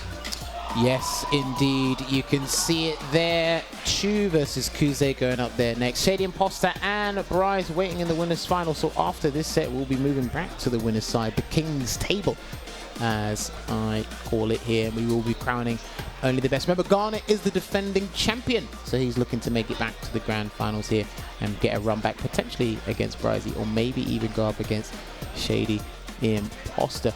But yes, it looks like we're down to maybe it's the only obscure character. No, Dhalsim, Blanka is still here. Nah, there's quite a few obscure characters. All right, fair. And this is actually good preparation for these guys with their up-and-coming EU West regional, World Warrior. Yeah. Because again, a lot of the dates have moved forward for the World Warrior because of the Esports Nations Cup happening later this year. Obviously, as well, Esports World Cup for Street Fighter 6 will be happening soon as well. I don't know if any of the Italians have any plans to go out to Paris for the last chance qualifier. We'll see, we'll see. So, but yeah, like only 2 World Warriors have happened so far. 3 still to go. Yep. We need all the practice we can get, I'm telling you. no, of course. And that's why online is actually really good now. All right, so in this matchup, if you throw Kikoka, obviously he can slide under it. It's pretty slow, and that slide is pretty far from full screen. He did try and anticipate it there as well. I know Chuu's been improving on a couple of aspects in terms of his mindset for Street Fighter 6 as well, so we'll see how that unfolds. But again, I think over time, as things develop, especially this season, his drive gauge management will get a lot better than what I've seen in the past, anyway. Yeah, for sure. Because he's almost burnt out, and he still has a life lead. Man is always playing with his life on the line. Look, we all got a bit of Noah in ourselves, you know? Hey, Noah makes it work, and he's not even relying on that strategy anymore, but we'll talk about that in a little bit there. And Kuze tried to get in with a downward heavy kick when he did have good position advantage in the mid-screen here, but Chuu does have Lightning Beast available. Okay, nice counter poke there on the Chan-Stand heavy punch as Chuu secures the first round. Kuze whipping those. I hear Chuu chants in the crowd. I like it. He's a crowd favorite. There's a throw. He's gonna get the combo as well. Yeah, the Lightning Beast. More Blanka shenanigans coming your way. Kuze ready with the parry, though. All right, well, the Labubu did its work, and it's not going to work out here for Kuze unless he doesn't wake up something, and he does a throw tech. Sweet. Damn. That's a big life lead you need to make up for. Oh, hold on a minute. Watch out for the option. Delay button there. Oh. Just barely whiffing. Unfortunate because he did have the level 3, which could have turned things around, but unfortunately not quite. Now the low will be connecting, and a block on the driver also. That is a big punish if I've seen one. Chuu trying to get out and not quite managing. Does find the throw though. Slides, okay. Forward throw again. He still gets something pretty good mid-screen, Blanka, from forward throw. Not many characters get like Oki or something off a forward throw mid-screen. Blanka's yeah, still one of the few that does. Oh, big whiff on the flash kick, but yeah, as you mentioned, like especially meterless, because like that is even more impressive. Like some characters do like get like okay on mid-screen throw with drive rush, but meterless, that is really not a whole lot out there, and it's good okay as well. So damn, this Blanka character might be kind of good, you know? And here comes the Lightning Beast, one of the top reasons as to why he's good, and he's going to pop out with the Labubu very shortly unless Kuze has something to say about it, and he's still blocking. He's doing it the safe choice, but you do get punished for blocking in this game. I mean, yeah, especially with those setups, like the throw is also scary. Not just the strike, so what are you going to do about it? Oh boy, he put on a show. He said, come to the Toys Collection Factory, and I will show you everything we have to offer. Yeah, I know, like, as you mentioned, like, the safer option, but the thing is, when you are holding Blanka set plate, there is no such thing as a safe option. That's just how it is sometimes. Drive rush overhead, no dice there. Chuu looking to get, oh, he missed the drive rush cancel. Unfortunate there. He was looking to get a drive rush cancel there, Cloud, and then almost got him to burn himself out there. Did Kuze with the down forward heavy kick. He likes doing that mid-screen. Once or twice I'm not fussed about, but he might be relying on it a little too much, I think. Checked. Yeah, but he's ready with those checks. And, you know, so far it's working out well enough, I would say, but we'll see if that keeps on, because so far... Oh, wait, hold. Okay, Bison, right. I will say, something I noticed about Kuze's gameplay with Chun-Li is he's not... It felt like he was uncomfortable trying to utilize her warp speed and her normals in the mid-range. Like, Chuu was actually comfortable waiting and doing crouch medium punch into drive rush cancel, or he checked the drive rushes. but maybe needs something a little bit more firepower, a little bit more speed, a little bit more up-to-date with the meta of Street Fighter 6, and that's what Bison has to offer here. So we'll find out if this works. Yeah, I mean, obviously, very swingy matchup. Like, both of those characters are the kind where they put the set play on you, and depending on how it goes, it might just be it. Though, Blanka has the better defense here, so that's really important. Yes, up ball again. There's a DPOS. Indeed. I do wonder, maybe Kuze, yeah, as I was about to say, like, maybe he intends for like the Circle Crusher and Scissor to put in some extra work in the neutral, which something like Azanshu just cannot do. That is true, but also as well, even if you change character, your defensive mindset might still be the same, so you might fall for the same habits. But Chuu does have Lightning Beast available, so if he can get like a side switch or something, no, he's going to activate it from here. He loves his stand heavy punch into activation, cross up. Here we go. Here comes the Labubu again. Oh, that's a combo. That's a command grab, yeah. And even though it's a very slow command grab, one really good thing about it is that the Oki on it is so good. Like, usually command grabs in this game like leave you in a kind of like, okay, you can get like maybe a meaty in, but not a whole lot. He dropped the level 1! Oh god. He dropped the level 1! Hold on. He's looking to do a button or something to level 1 and he's won. Yeah, he buffered level 1 behind that, but it is going to be a solid 3-0 there to Chuu over Kuze, despite the fact that he tried to change characters there to no avail. Maybe he should have started with the Bison, see how it worked, and then go back to the Chun-Li, but either way, a lot of people do feel uncomfortable going up against Blanka, and he is the talk of the town at the moment with obviously Men at RD, back-to-back Evo Vegas titles, Blink Respawn winner. You will see him at the Esports World Cup, you will see him at Capcom Cup 13, and people are like, hold on a minute, Men is doing all of that. Shigematsu, one of the best Japanese Blanka players right now. Yeah. I think in their World Warrior recently there was 3 Blankas. Yeah, and Shigematsu was also not one of those 3 either, so it was 3 more Blankas. Right, so it's like, okay, do we have a Blanka infestation here? I didn't bring my pesticide, but you know what's up. This is how the people are talking about it now. So it's something that people just can't ignore anymore, I should say. But this is what the top 4 is looking like at the moment. Quite a number. Okay, there's been 3 3-0s, there's been 3 3-2s, so okay. Is this panning out how you expected, Cloud, or a little bit different? I would say that Garnet was definitely probably favored for Italians to go towards winner finals, but he's still in.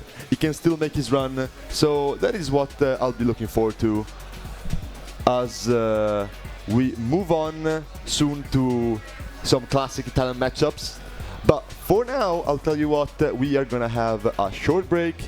Don't go away, we'll be back soon enough for more Street Fighter 6 action, and we'll be right back. Alright everybody, and welcome back to the Street Fighter 6 Top 8 here at Only the Best in Naples, Italy. We've been having a great time in the venue and in this hot weather. Hopefully you guys are staying hydrated in and around the world. I know France is getting cooked right now, literally and figuratively speaking, when it comes to the heat, but here in Italy, we have to make sure we determine a winner. We'll be actually transitioning back to the winners final, where we will have ShadyImpostor going up against Bryzee, but myself, Jammerz, alongside Cloud, are calling the action for the remainder of the tournament. Cloud, talk to me. How have you been enjoying things so far?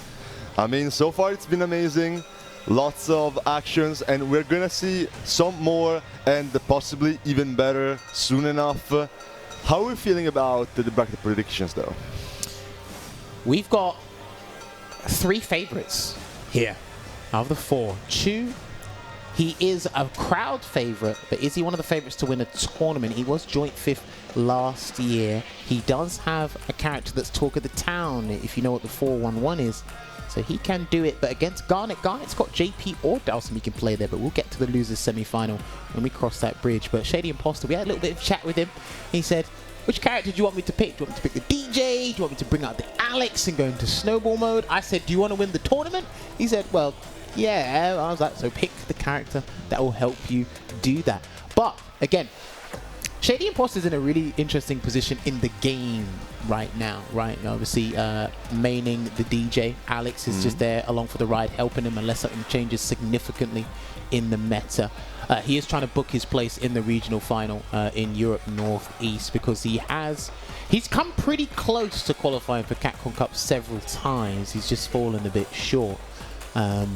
But with these kind of tournaments in and around Europe, when he has time to go, he will go and make sure he stays sharp here. Just waiting for Bryzee to show up at the moment. And again, he's got well-versed knowledge in the game. I just don't know if DJ he should stick with. I don't know if he just needs another character that's part of the top 5 per se, you know? I mean, he definitely has a bunch of characters up his sleeve, that much I know. I'm not sure, never really seen him on any of the current generally agreed upon top 5 characters though. But still, like a whole bunch of pretty strong up his sleeve. I know he has a Terry actually. That one is obviously quite strong at the moment. He might pull it out, but DJ is generally just it's his comfort pick. What can you do about it? Well, look, you know what? He does like characters that have a little bit of mobility and obviously high damage output, and DJ combines the two in abundance, and he actually provides that in spades. It's just that when he wants to really kind of push the limit and really push it, because again, in his region, the World Warrior, he's got Juicy Joe, he's got Phenom, he's got Rickerman's Barnet. DJ it's not enough. It can happen on any given good day, but it's not enough. And you did mention the Terry. Maybe Terry's someone he might need to invest into a little bit more if things don't significantly change over time. But we'll see. Like you said, right now, stick with your guns. Go what you know. Go what brought you to the dance. And DJ is what has brought him here. He may test the waters against Bryzee with the Alex maybe one game. Maybe.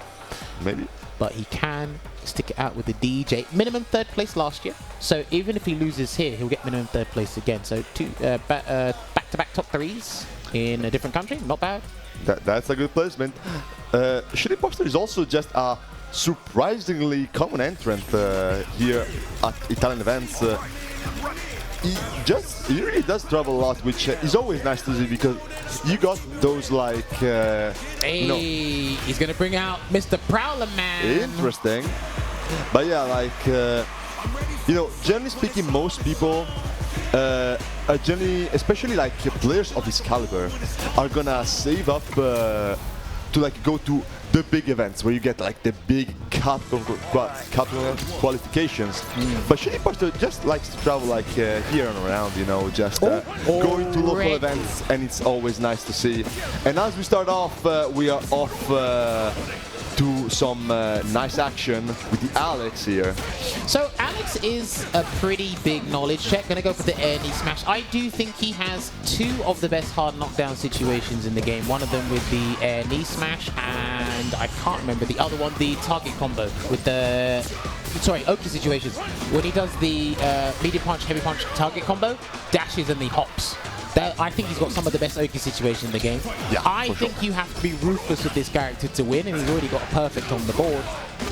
Yeah, Alex is very, in one way, he can really just steamroll the entire game. But at the same time, I feel like he's also just, he can be quite solid at times in terms of the stance anti not working out though. He can be solid. I just think you get more out of him if you're ruthless with the Prowler stance, because there's sometimes you activate and there's not really much the opponent can do, and he's going to lose the first game. But actually, maybe not. He's still alive. Oh, wait. He's still alive. Yeah, he lives. Because you can tell there's a cinematic that will show it. And he is not dead. He's still alive. Yeah. Still something to live for, but the overhead connecting the chop as ShadyImpostor getting a quick first game in. But, yeah, I mean, this Alex character, he kinda kills you quickly, Shout out to Kenny Omega, by the way. Obviously, recently it was my older brother's birthday, and I got Kenny Omega to wish him happy birthday. Wait, you did? Okay, yeah, that's an interesting one. I got him to do that. My brother absolutely loved it. And what has he done? Okay, you just need to take some time to breathe because I think, again, first to two environment, Alex, is actually very dangerous. Yeah, he really, really is. Now, thankfully, that's not a first to Chuu. This is indeed a first to the top 8. But either way, this is scary. Like, you only have so much mistakes you get to make before you gotta go home, you know? That's true. There's the air knee smash, the drive rush in, and already breaks the pressure away with that story. That's one of the things that does thwart Alex's progress a little bit. If you have a DP, he does have to think twice about it in certain situations, but... Yeah, and also, as you mentioned, like, his knockdowns can be extremely good, especially with the EX knee that we've seen. But here, it will be Bryzee taking his first round. Here, I think it's quite interesting because obviously ShadyImpostor like right now playing very aggressive and the kind of opposite type of playstyles where Bryzee tends to be like, well, relentless to some extent. He also just is down to play really, really slow and lane you out.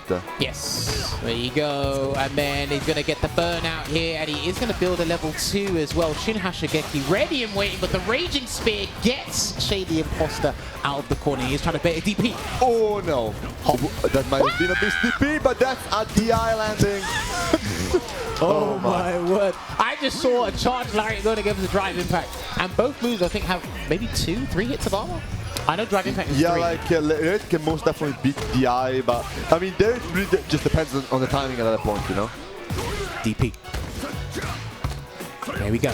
All right, trapped in the corner right now, and it's going to be very difficult for ShadyImpostor to escape this corner in a comfortable fashion. Forward throw, can he loop it? Just take.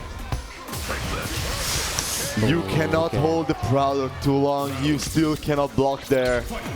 And the EX Fireball closing that for Bryzee, finding nice openings for himself.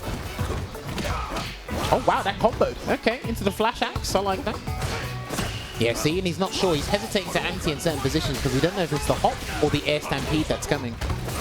Yeah, like perfect parry can help somewhat to deal with the stomp, which is otherwise just a full-on menace. But even then, like, he can only do so much. Alex has the ways to bait that out, especially with things like maybe he does the stomp, but he does the shorter version, so you parry whiffs. So what now? Like that thing has basically no recovery. So if you don't cancel into anything, you can potentially like do stomp whiff and then dash or drive rush at you to punish you with a command grab. Yeah. Oi, I love that perfect parry into the EX flash shot there. Couldn't get a full conversion to anything, but I do like the fact that he was able to execute that. ShadyImpostor, and he's trying to go back into the Prowler stance here. Nice perfect parry on the fireball, but doesn't try to contest even then. Gets the pressure for the drive rush. That's safe. That's hit confirmable and it's safe. Okay, now waiting back into Prowler. He's got to watch out for the level 1, by the way. Oh, I think that was a DP. He spent level 3 here with the final prison. Okay, he can drive rush into a command grab probably if he wants to, but... Ah, he made him! Oh, yeah. Bang! There you go. Hold that. I'm telling you. That is crazy work. Drive rush jab. A drive rush was coming and you just don't know. And the thing is, again, I don't know how much Alex experience he has at the top level, Bryzee, which I think is why he's a bit like perplexed as to what to do and how to approach this safely. I'm trying to think of like EU players on the Alex. I can think of Problem X. He's been around. He's like the only one at the moment. Yeah, but I would say it's probably the one that, you know, the really strong one that you're likely to find the most because you find him on rank quite a lot, I want to say. Oh no, he grinds. Yeah, he grinds for sure. Shout out to Problem, he's very diligent when it comes to fighting games. It's his full-time job, so like, listen, he puts in the hours and he wants to make this character work at the highest level.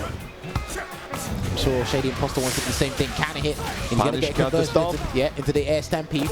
Yeah, as you mentioned, like this character's Oki can be so good, especially for like a grappler. Generally, grapplers in this game tend to not have the best Oki a lot of times. Alex is not that. He's really not. For me, it's the hard knockdowns. Like I said, air knee smash, the target combo. Oh, yeah, and as you mentioned before, right, Lariat to beat the DI. Telling you, Full man. showing it off and getting a massive punish for the round. The ShadyImpostor now on set point. Telling you, if you haven't done your homework, Alex will actually catch you off guard in such a humiliating fashion. Nice check, or nice challenge, I should say. Sorry. Drive rush from the crouching medium punch, and he's going to get a regular air knee smash here as well. So Bryzee can back roll, almost got the perfect parry, but he should be able to close out this round. Not with a level 1. Thank the heavens, because he's able to preserve his bar and try and make this 2 apiece here. Overhead. Yeah, big thing there. Oh. Not quite close enough to connect the back heavy punch off of the overhead, but still, we're going into a level 3. Get all the drive back you need. You're gonna need soon enough. Okay, no confirm of the hop kick again. Can hit conversion. Trying to throw out that standing heavy punch with malicious intent. Gets the hop kick.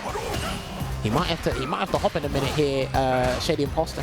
Yeah, Shady, big whiff on the stand heavy punch, and Bryzee immediately taking advantage. Yeah, ShadyImpostor right now really making good use of that Alex crouch medium punch. That thing goes a mile, by the way. It does. Remember, it used to not be special castable in Street Fighter 5, and they changed that around. Oh. Yeah, like it used not to be, and not the case anymore. And I mean, now you can probably see that why that it didn't used to be the case, you know. Watch out, he's got another command grab in him. Oh, okay, he does drive impact. Keep it in corner, offensive dive reversal. Blocks, that's -2. He got hit by the fly, but Bryzee can still get an overhead or something. He's still got dry gauge to work with here, Cloud. No, the dive, keeping him safe. He's trying to bait a CP anti, he's still got the Prowler. He's waiting for the gauge to come back. Almost drive gauge back online, but he didn't need it. Low. You're not walking away, I'm afraid. You're gonna hold this as ShadyImpostor. Once again, a set point on his end. Oh, this is not a good start of a round, don't you think? Nah, he done the stop there. There's another command grab. This is not a good start. The heat is rising. Nice CX fireball. No level 3. I think he buffered level 3 after that, but if he gets the next hit here, that would have been the level 3. Not a punish. He could do any buffer into an EX flash shot. And then get a convertment to level 2 or even level 3. Okay, nice trade. Gets the trade. The next one is gonna kill him as ShadyImpostor closes it out and gets his spot in Winners Side Grand Finals. Man. Well played there, and he caught him by surprise with the powerhouse known as Alex. Again, he's not confident with Alex in certain areas, because he does say he is volatile, and he calls Prowler stance snowball mode. It's like, well, you like a little bit of a snowball mode here and there. But again, he actually used to play Alex in Street Fighter 5. He loves the character, which is why he's actually kind of pocketed him in Street Fighter 6. And again, it was 3-2. But he had the strategy, he had the tactics. All right, when he's put in the corner, so it's very detrimental, but he made it work, and we could see it there in his gameplay. So beautiful stuff there. They might run it back. They might not. They might. But again, he's in a good position to go up against Bryzee, Garnet, Chuu. Yeah, any of the 3 right now. And again, if he's the sole Polish player in this top 8, it's just him versus the Italian army. And it seems to be working because these guys have been putting on a show. But no, really impressed with the Alex play there. Yeah, I mean, so far, you know, Garnet, Chuu, Bryzee left here to defend the home title. But ShadyImpostor so far looking a real tough target, you know. Yes, indeed. And again, I really like that he mixed between the options, meaty slash elbow, the regular hop, the air stampede, he done regular air buttons as well. He'd go into dash charge lariat. I think dash charge lariat is pretty powerful in the Prowler stance. So he's trying to make it work. But I think Alex might be better against specific players more so than specific characters, because it's, again, Bryzee. He was going off what he knows of Ryu, but there might have been a couple of intricate situations where it's like, I don't know how to respond to this accordingly, and that's where you catch them with the Alex, is really interesting. But it's going to be a save your games Italian affair here. Dhalsim versus Blanka. These guys, they train on a regular basis, so this is going to be another day at the office. Yeah, and I was actually talking about Chuu with this yesterday, where I played with him a bit and, you know, just stalking things. I was actually surprised that he told me Garnet actually never plays GPs against him. He always picks Dhalsim. And I was kind of surprised because I thought Blanka did quite well with Dhalsim. I would think Garnet would opt for like one of those sub picks, you know? I guess it depends, because again, with this game, in fighting games before, at least Street Fighter titles before, it used to prioritize the character matchup over the player matchup. It was kind of like a 60-40, but now it's kind of like switched and pivoted, where it's like you could still play on paper an even matchup or a bad matchup, but it's like, okay, if I understand how you work and how you utilize your drive gauge, I probably might have a significant edge over you than what it looks like on the surface. So we'll see how it goes here. And like you said, Garnet's using Dhalsim, and Dhalsim has Dhalsim defense. I think everybody knows who plays this game at high level knows what that means, which it sucks to suck if you're in the corner. But I'm pretty sure there might be one or two things that these guys are used to doing against each other that we're not normally used to seeing at high level play, you know? This is one of those cases where you just get ready. If you know better, you just get ready to see something that, as a spectator, you might just not be able to understand. Like those two making decisions where, why did you go for that? And it's like, well, those two have played so much that are like they're playing on layer 5 already. What can you do about it? Yeah, that's what it is. Nice, gonna get the float jump heavy punch there as well. We've got to pay attention to what Shuu's gonna do to try and counter the limbs. Is he even gonna attempt to challenge the hop, which he did there? Dash up into a heavy kick, that can play a big role. Yep.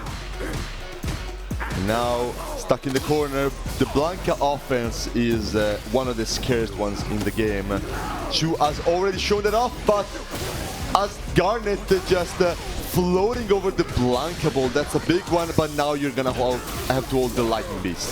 All right, there we go, looking good. And oh, okay, that was an interesting trajectory on that last hit there, but he is in burnout. Should be able to close out this round here, Chuu. Yeah, and that's what it is, man. And like I said, his go-to activation is stand heavy punch, lightning beast. I never really see him activate off of EX moves. Maybe EX electricity is the second best activation for him, but dash up, flash kick. You are kidding me, Chuu. Come on now. You can't do it like that. I mean, listen, he's worked on this, and he can't allow Dhalsim to float forever. Yeah, like, which also, like, that flash kick has, like, it does such an unintuitive trajectory, actually, because as it goes up, it goes like quite horizontal, and then it kind of like retreats, and as it goes back down, it's like it can be very weird, but it's also it means it's really strong to counter certain air approach options, such as the Dhalsim float. Yes. Almost got the jump, and he gets the drive rush cancel, but the Yoga Arch actually stopped him in his track. But he was able to pick up the scraps there, Chuu, and is able to get game 1 on the board here. I love that. Yeah, so far, very good showing for both, but Chuu looking like he has a tiny bit of an edge so far. And now we see the JP actually coming out. Okay. Okay, this makes a little more sense. What you can do is you have stronger EX moves on the ground, I suppose. You don't have to worry about, you know, getting your limbs jumped on because you've got a better anti-air. Actually, I say you get better anti-air, but crouching heavy punch and back medium punch from Dhalsim kind of suffer the same problem. Yeah, like entering Blanka. Okay, interesting routing there with the EX portal. Now waiting for the throw. Trying to bait out the parry, to try to jump out, sorry, Garnet not going for the kill combo, but nevertheless baits out the driver reversal, and that will be the first round. So this is actually a matchup that already happened, again back at Redline this year. It was for the Grand Finals. Yes. And Garnet got it back then, but can he still get it now? That's a good question. A lot has happened in a couple of months. Oh, and that beats the drive rush check on the JP crouch medium punch, the button that we all know and love. And you know, when a driver's button is beating like a JP crouch medium punch, you know that thing is good, you know? delay on the follow-ups there, on the rolling cannon. That was only a jab, unfortunately. You're not getting a standard hit punch there. And we'll be paying the price for that, as the next hit might do it. Blocks the overhead though. Attacks the throw. Okay, we define this. Ooh! Yo, he had time to hop and do the air blankable, and it said punish cannon. There was plenty of time against that. Yes, it did. Damn. Like, the air blankable is a very weird dive kick, right? Because the thing is, like, its frame rate is technically very good, but the thing is, because it's a charge input, it means you cannot do it out of a neutral or forward jump. But the hop he can do out of the stance is basically an exception to that. Yeah, good point. Good observation there, Cloud, as well, as he keeps Garnet trapped in the corner here, but he does escape with the amnesia. Good damage is actually here for Garnet at the moment. Both guys got perfects in this round, by the way, or this game. For game number 2, and that is going to be 1 apiece there after the character switch. I think, I don't know, there's a couple of situations I've seen him pick Dhalsim, and it's just like, it's not worked, and the JP has worked a lot better out for him, and he's actually invested a lot more time, especially after they came back from Street Fighter League Team Mouse, which he was representing for a little while. So it really is something he mentioned. I remember just wanting to just diversify from Dhalsim a bit, you know. No, that makes sense. Perfect parry into the back throw. Oh, okay, back throw. Yeah, I think he was a bit too minus and afraid to go for the manual check there. So opted for the parry, but ended up getting thrown. Rise to check with the crouch medium kick, but not quite reaching. He didn't say can hit on that roundhouse either, so he couldn't get the conversion he wanted, but he did wait a couple of seconds later, and he got the round win that he needed. Rounds are a resource as well in this game. Shout out to James Chen, he did mention that in a World Warrior as of recently. It's a very good point. He is correct. But yeah, like Garnet tried a couple of times to approach from the air, but Blanka has some like absolute top tier end tier, as we're gonna again see like dash up flash kick. This guy is actually insane. Alright, Lavushka for the side switch here, and he's going to try and debilitate as much drive gauge as possible. Hop out of departure. Oh wow, okay, he said sod it. Big whiff, but doesn't quite manage to punish, and the blankable goes under. Okay, Chuu is looking lone drive, so you wanna opt to burn him out, but I think it's not working out. The proper defense here from Chuu. Oh, nice. Okay, done the light blankable to feint a perfect parry. He actually got the punish on that here as well. That is a very costly export over Jammerz. I don't know about that one. Ready for the command grab though, as he jumps back and he's still able to punish it thanks to the jump medium punch that goes quite the distance. Yeah, I don't think, I understand he tried to take a little bit of a risk there, but didn't quite work out. And there's a counter impact, I should say. Lavushka again to burn out or maximize the drive damage here. That's the important part for Garnet at the moment. Yeah, very good conversion there, but again, not quite burned out. Keeps the corner though. No contact slide, stays in front. Gonna activate the lightning beast and send him straight to the corner here, Cloud. Yes, he is, and his drive gauge is looking as good as ever. Can't say the same for Garnet though. Amnesia. Amnesia, the Chuu input there, putting in some work. Watch out for the drops though. Bold the X portal, but it's working out. Oh no! He wanted to do level 1. I think he wanted to do level 1 there. And he got a wake up, heavy stride block, the heavy swipe. And it was much too slow because a neutral jump into heavy kick was able to do the trick. I think obviously Chuu had other intentions, looking to bait a throw, maybe another option. Yeah. The heavy swipe came out. It could have been anything. I think it was probably level 1, but the neutral jump should have probably been still. Yeah, he would have won. The neutral jump would have probably won. Yeah. Big whiff on the electricity from Chuu though. Garnet taking advantage, and the portal punishing for Garnet. We always love to see that. Chuu trying to get out the corner now. Spend the drive. All right, there we go. Ready with the anti-air. Nice and easy. Oh, that's the classic. That's the classic. Like a mutual throw with. It's like that's universal fighting game language, you know? Yes, it is. Lovely EX vertical attack there to kind of stop JP from teleporting out of another dimension. And air blankable, good block there. Good situational awareness from Garnet to observe that Chuu might actually spend his bar in that situation. Not converting. Hold on. Oh, okay. Oh. Okay. That I don't think that was chip, but it just hit because Chuu may not have been ready for the low. Yeah, it says victory. So. Yeah, works out for Garnet. But what may not work out is this lightning beast right here, stuck in the corner. What are we thinking? Oh, okay. He's just, damn, he's oh just my God, away. He's just going. Wake up, stand, heavy kick. Okay, I see. Drive impact. Watch out for any wake-up option that Chuu's got. He wakes up throw. Oh no! He wanted it to block. He wanted it to block that so he gets the fuzzy. But that would have been a fuzzy setup, but it actually hit, and that kind of not working out here for Garnet. Garnet can still make this 2 apiece here. Good block on the overhead, but he does have the heavy punch into the thing, but he is going to do medium punch into shout to earth instead. He sacrifices 1 bar to put 1 round on the board. I was actually getting that he might do stand heavy punch into lightning beast, but he had no reason to do that there. Not in this stage of the set. Yeah, now getting the forward heavy kick for the full anti-air combo. Really rewarding. And another one with the portal hit. Right now Chuu is kind of struggling. That was an airball, I think, but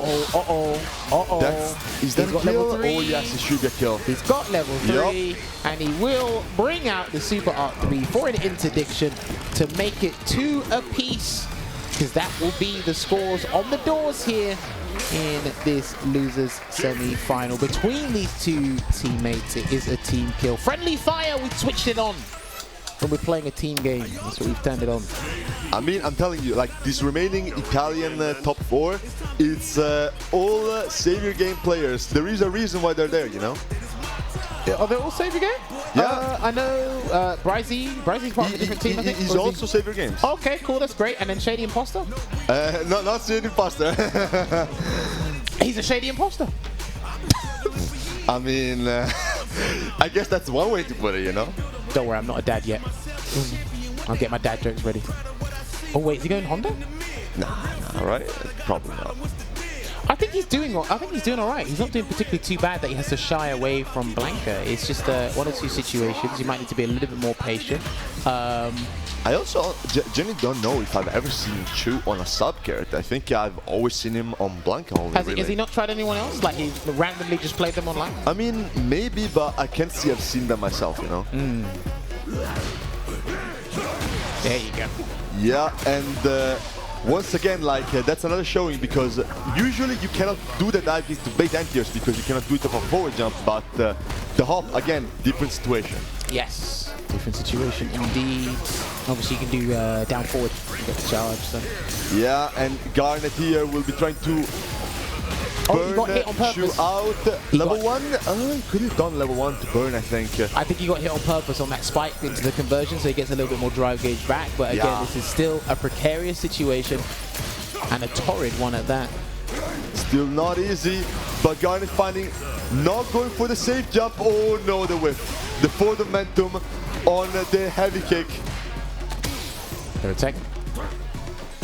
He's waiting to get some sort of buffer or confirm into the level 1 with that standing medium punch, or even a counter hit stand heavy kick. And that is a checkmate. The EX spike into EX spike in burnout, it's a trap. You cannot jump it, you cannot dash. If it's in range chip, that's just checkmate unless outside of like some very character specific things. Oh, big jump in here. That was a clean jump there, Cloud. Yes, it was. Yes, it was. And it took a toll on Garnet's health bar, but we're still managing. Chuu with the perfect parries into the EX ball. All right, activates Lavushka off of the back medium punch. He's going to have to deal with this mix-up here. This Tries to go for the fuzzy. I think he could have gone for just the burnout to block string, but maybe opted not to. Once again, is that a punish? Yes, it is. It does enough recovery. And with that, Garnet takes the set and moves on to loser finals up against Bryzee. All right. Well played to your boy Chuu. Unlucky to him, he finishes one position higher than he did last year, but unfortunately it was a team kill against Garnet. Now again, I think maybe in the foreseeable future, maybe find the counterplay, but I think he was doing all right with Blanka, to be honest with you. Just a couple of nuanced decisions. That's what replay takeover is for, but obviously we're offline here, not online. But a couple of things you can look back on the stream and go, okay, maybe I shouldn't have taken that risk there. Maybe I should have waited a little bit here. Oh, okay, this is what Garnet was looking for. Maybe we can take advantage of that as like a psychological thing for the players. I will say the big thing is he actually managed to get, he got Garnet to swap from Dhalsim to JP. That's a big thing. Yeah, like, again, he told me that Garnet doesn't tend to play GP against him, at least, you know, outside of tournament. So I'm kind of wondering, like, is this something he just keeps specifically for the bracket? It could potentially be, you know? Maybe. That is always a play, but yeah, as you mentioned, like, I think Chuu in general, I think he's really like a committed character specialist. So I doubt, obviously I'm not certain, I can't be, but I doubt we're gonna see him on a sub yet, especially because Blanka at the moment is still so strong. He's such a well-rounded character and also oppressive. So I think, you know, you just need to come back to the lab sometimes. Yes. And look, you can have a lot of fun in there, or you can kind of skip the homework and just learn trial by fire. That's essentially how it can go. But this is just one of those things where you live and you learn. If you don't win, it's a learning lesson, not necessarily a loss. But obviously these guys, they want to actually be crowned the best in Italy at that current state, or actually be doing well. But we will be getting a Bryzee and Garnet run back. These guys played earlier today where Bryzee won 3-0, and obviously last year in the grand final Garnet did beat Bryzee 3-2, but Ingrid wasn't out at that time, and I don't think he was fully invested in JP at the time either, so the timeline has actually changed. Yeah, indeed it wasn't. I honestly though, you know, I do kind of wonder in the lineup of characters like Dhalsim and JP, where does the Ingrid come out? It's kind of a question I've been having. You know, she came out. She's the latest character, and like you know, when you have such a roster, I think Dhalsim and JP have already like a pretty good coverage by themselves. You know? Dhalsim goes up against the top tier characters really well. It's just that you need to find those top tiers in tournament more or before you run into Dhalsim's bad matchups. Because I think he fights Ed pretty well. I think he goes even with JP. He can cause Mai a couple of issues. You know, obviously I think Terry has a bad time against there's a couple of other characters where I think it's a bit questionable as well. But with the JP, he's arguably my #1 in the game because he has one of the best mix-up situations in the game. Stand heavy punch, EX goes into level 2, then he does the jump. The jump is like guaranteed. Or he can make it true blocks by doing the drive rush, stand heavy punch into that. I think he's the best character at controlling what you and him do with both drive gauges. I think he's the best at doing that. He's got one of the best specials in the game with Departure. You know, he's got one of the best drive rush checks in the game with crouch and medium punch. Like the list can go on. My laundry list can go on about. I think that, but I think what the main thing is outside of polishing the JP, is just Garnet needs to know when and where to pick him. And the thing is, remember, Garnet's trying to aspire and ascend to new heights in terms of competitive play for Street Fighter 6. He's trying to go for the Street Fighter League EMEA spot. He's trying to get into the ENC. He's trying to go back and qualify for Capcom Cup. So there are bigger things he has to do, and Dhalsim cannot necessarily aid him in that journey now. That's why he needs to increase the firepower. This is why we're seeing all the options. Ingrid, we haven't seen her full potential yet. I don't think he's tapped into Ingrid's full potential yet either. So this is why We just need to wait, give it a little bit of time and see. But in the meantime, JP is actually a good, I can't say placeholder, but that seems to be the fitting word for it, you know? I mean, I would guess, like, unless, you know, big changes to JP happen soon enough, my guess is that Garnet, you know, is here. It's a good character, you know, so might as well keep playing him for the moment. Yeah, I completely agree with that. I couldn't disagree with you on that front. But again, if you guys are tuning in, we are going over to the losers final here. This has been the top 8. We have done Skullgirls top 8 here at the Only the Best 2026 here in Naples, Italy. We are currently in the closing stages, the penultimate match, if you will, for Street Fighter 6. And then after this, we will be going over to Fatal Fury, and then obviously, of course, the main event. It will be Tekken 8 and Tekken 8. The crowd is actually gathering, because these guys are sitting in the crowd ready and waiting. But shout out to the entire community that have come out in droves to come and enjoy some fighting games here under one roof. That's exactly what we love. No matter where you are in the world, thank you very much for joining us. Indeed. And now going in, we see Garnet back on the JP. He liked it before, sticking to it right now. So we'll see how that goes. Okay, no Ingrid. It is the JP. He's going to kick things off with the JP. Lovely sweep. Yeah, nice call out on the Ghost Feint. That is actually something I don't see enough against JP. Where it's like, if you know that the JP wants to go for the feint, like you see the Ghost coming out, and you think it's gonna be the feint, you can opt to press like you know, a long range normals to smack him out of the feint recovery. Yes, that is pretty true as well, especially if you're ready. That's exactly what you want to be doing, and he gets the Hashigeki, perfect parry bait. Low on drive gauge are both players at the moment here, so whoever flinches, well, Bryzee is in the drive gauge safe zone at the moment, so he's good. Yeah. Tried to run away, did Garnet, and unsuccessful it was. Okay, ready for the X-Ghost. Try to press that stand heavy punch a bit too slow. Garnet takes out the level 1 and hold that spike hitting. Might spell doom for Bryzee right there. Oh, hop kick. Never mind. Managing to find his way back in as well. And now taking the first round for himself. Yeah, Bryzee not an easy matchup for Ryu necessarily, because again, Ryu just doesn't have the sort of tools to force his way in. He needs to play the patient game.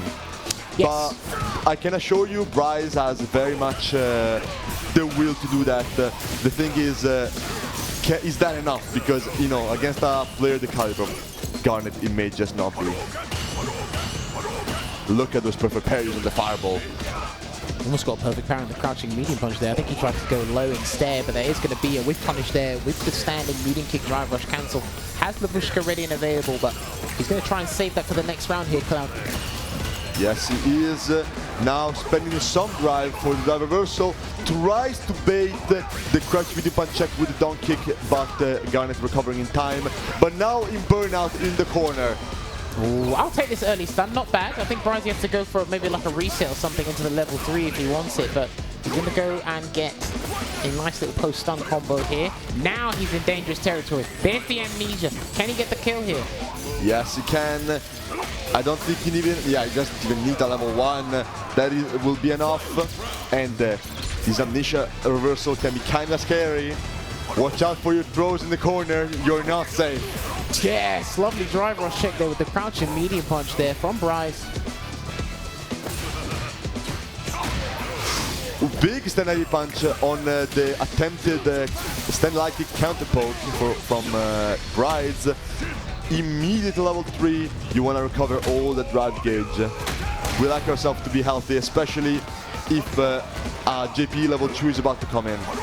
Yeah, try and refresh as much drive gauge as you possibly can before going back in, and when he has an abundance of drive stocks to work with, it's actually easier to do the parry OS as it gets checked with the standing medium punch.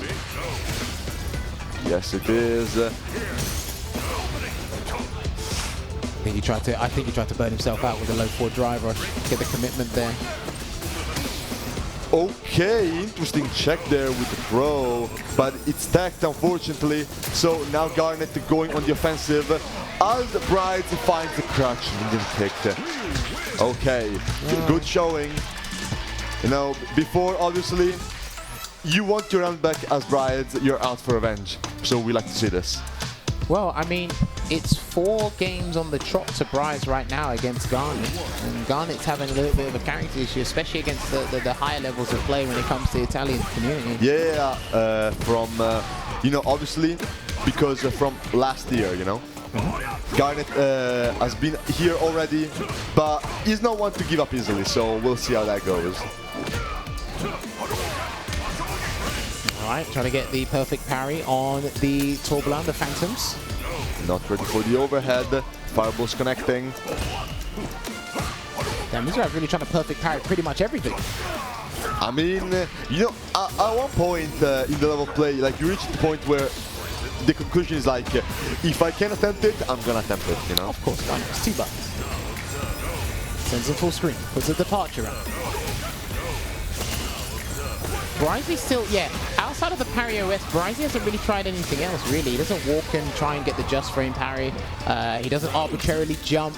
He just picks a spot and it's like, all right, I'll make this attempt. But sometimes the spike has actually stopped him in his tracks. Okay, throw check on the drive rush.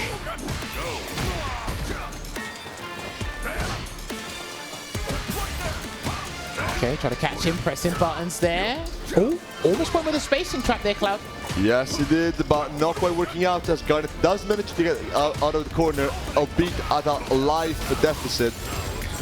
Now trying to find his way back in. Bryzee not biting on the driver space.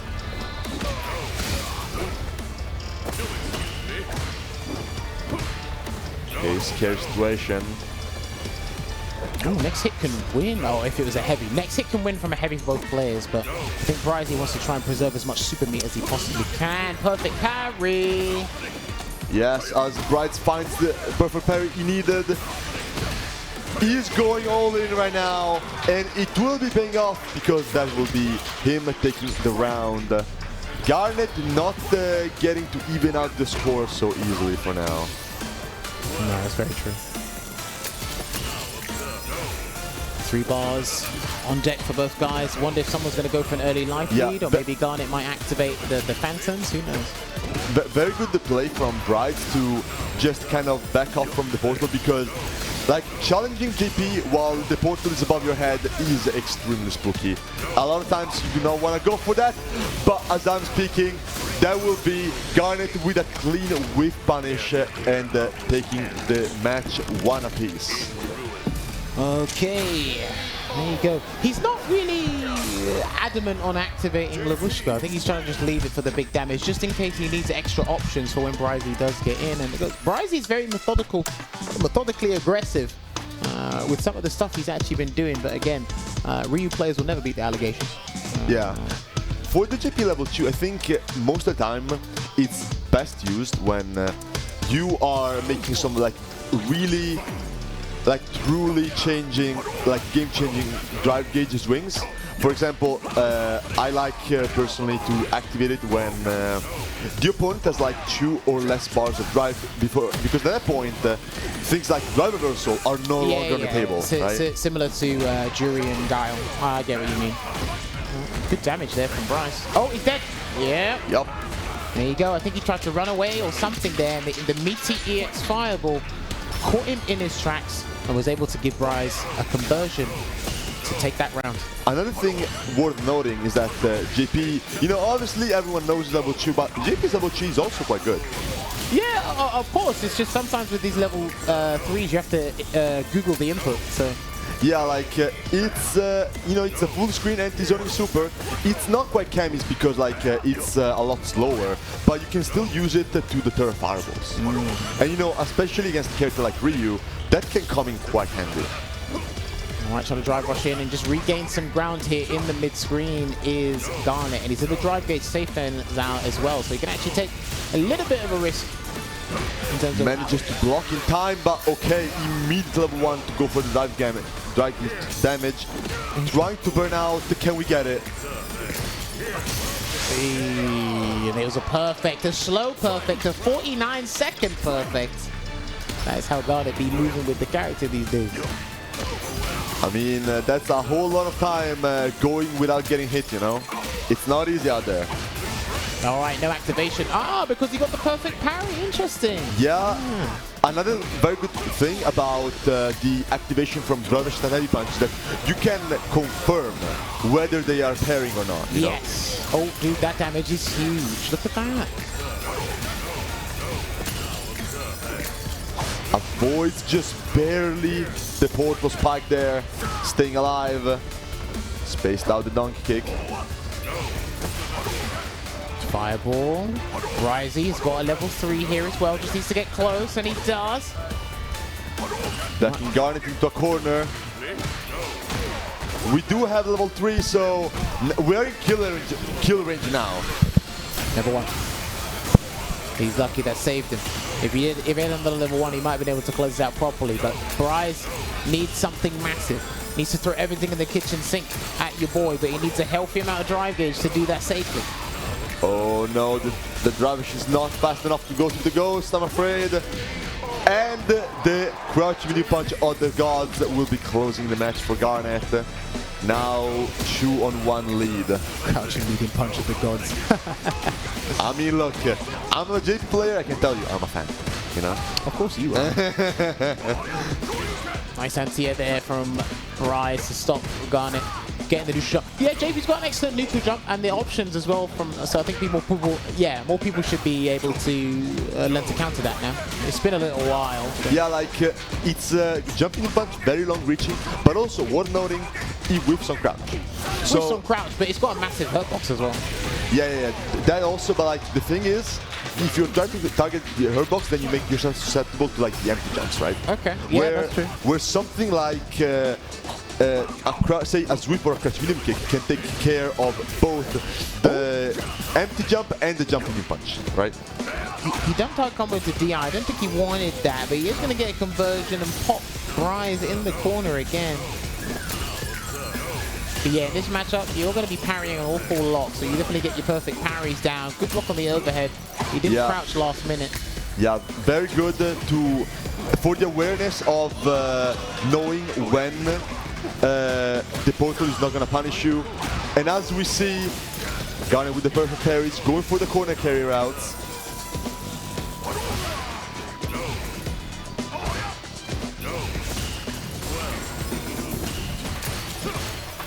Hold the jump. Gets the stand medium kick. Alright, there we go. Piling on the pressure here, but Garnet still got a healthy amount of drive gauge to work with. Bryze just needs a hit from a heavy or something, but Garnet has got other ideas. Yeah, that is not a kill. But yeah, that is Bryze showing off what I told you. Like, he saw the ghost there and just swinged that stand heavy punch. It was a feint. It reached, and that was death from 60% just like that. Bear in mind as well, swinging the heavy punch, as you mentioned, it's got 5 active frames. So you swing it out, one of the latter active frames is probably going to connect to my man's hair, and then it's going to just take it off and he's going to go bold. But again, really good observation there from Cloud. Great situational awareness there from Bryze. 2 apiece. Let's see if he can do it. Wrong timing there on the portal pop, I'm afraid, and Bryze finding a clean jump in, bringing Garnet towards the corner, but finding his way out.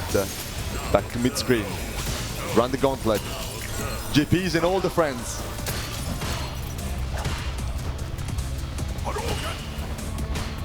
Played safe. Played slow. Don't need to sweat it.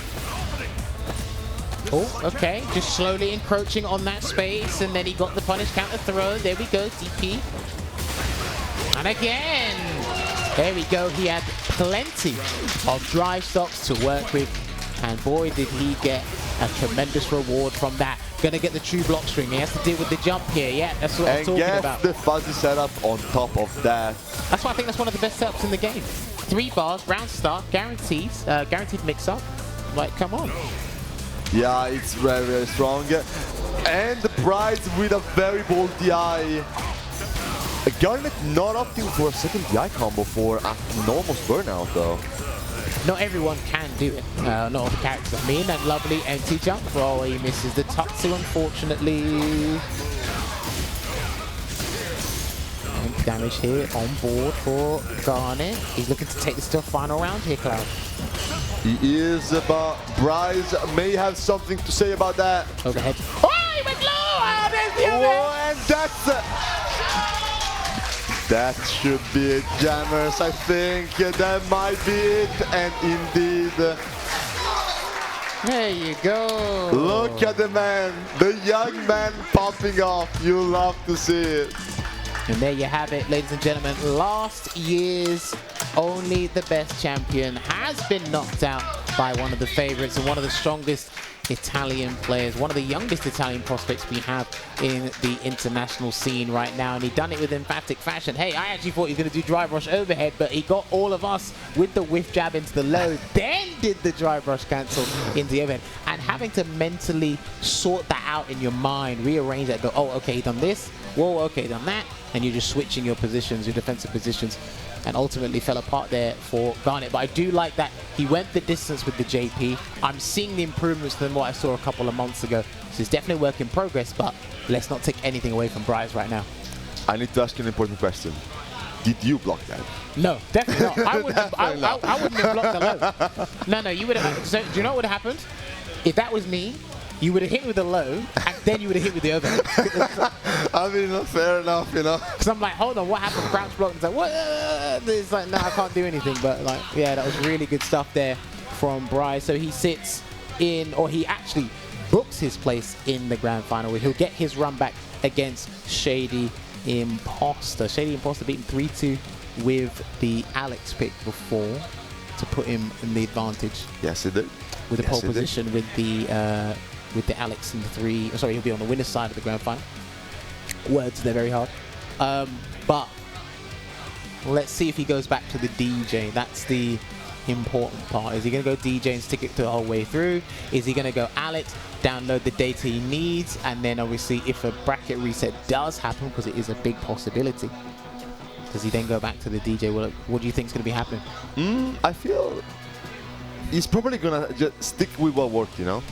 Like the Alex worked out the first time, you know. Unless something changes, just stick with it for now. And then if it doesn't work out the way you intended it to, just switch out, you know. Well, there's only one way to find out. We are moments away from our grand finale in Street Fighter 6. Ladies and gentlemen, really appreciate you coming down and coming to watch Only the Best here. Whether you're at home, shout out to Team Spooky as well for providing the stream, and Tenno Productions as well for helping out with this. Shout out to the production team behind the scenes. These guys are troopers. They had long days from the Wednesday, actually, all the way through to today, and it doesn't stop here. They still got plenty more action, because there's a challenger event here with the Tekken. I believe Fatal Fury is part of the SNK World Championships qualification process. Obviously, this is just a standalone event for Street Fighter 6. We had Skull Goes earlier today, but these guys, it is non-stop fighting game action. I mean, as it's true for all fighting game tournaments everywhere in the world, the production team, they are the unspoken heroes. Yep. Shout out to them. Indeed. Obviously, they're helping you out, or you were helping them out with Grand Blue yesterday.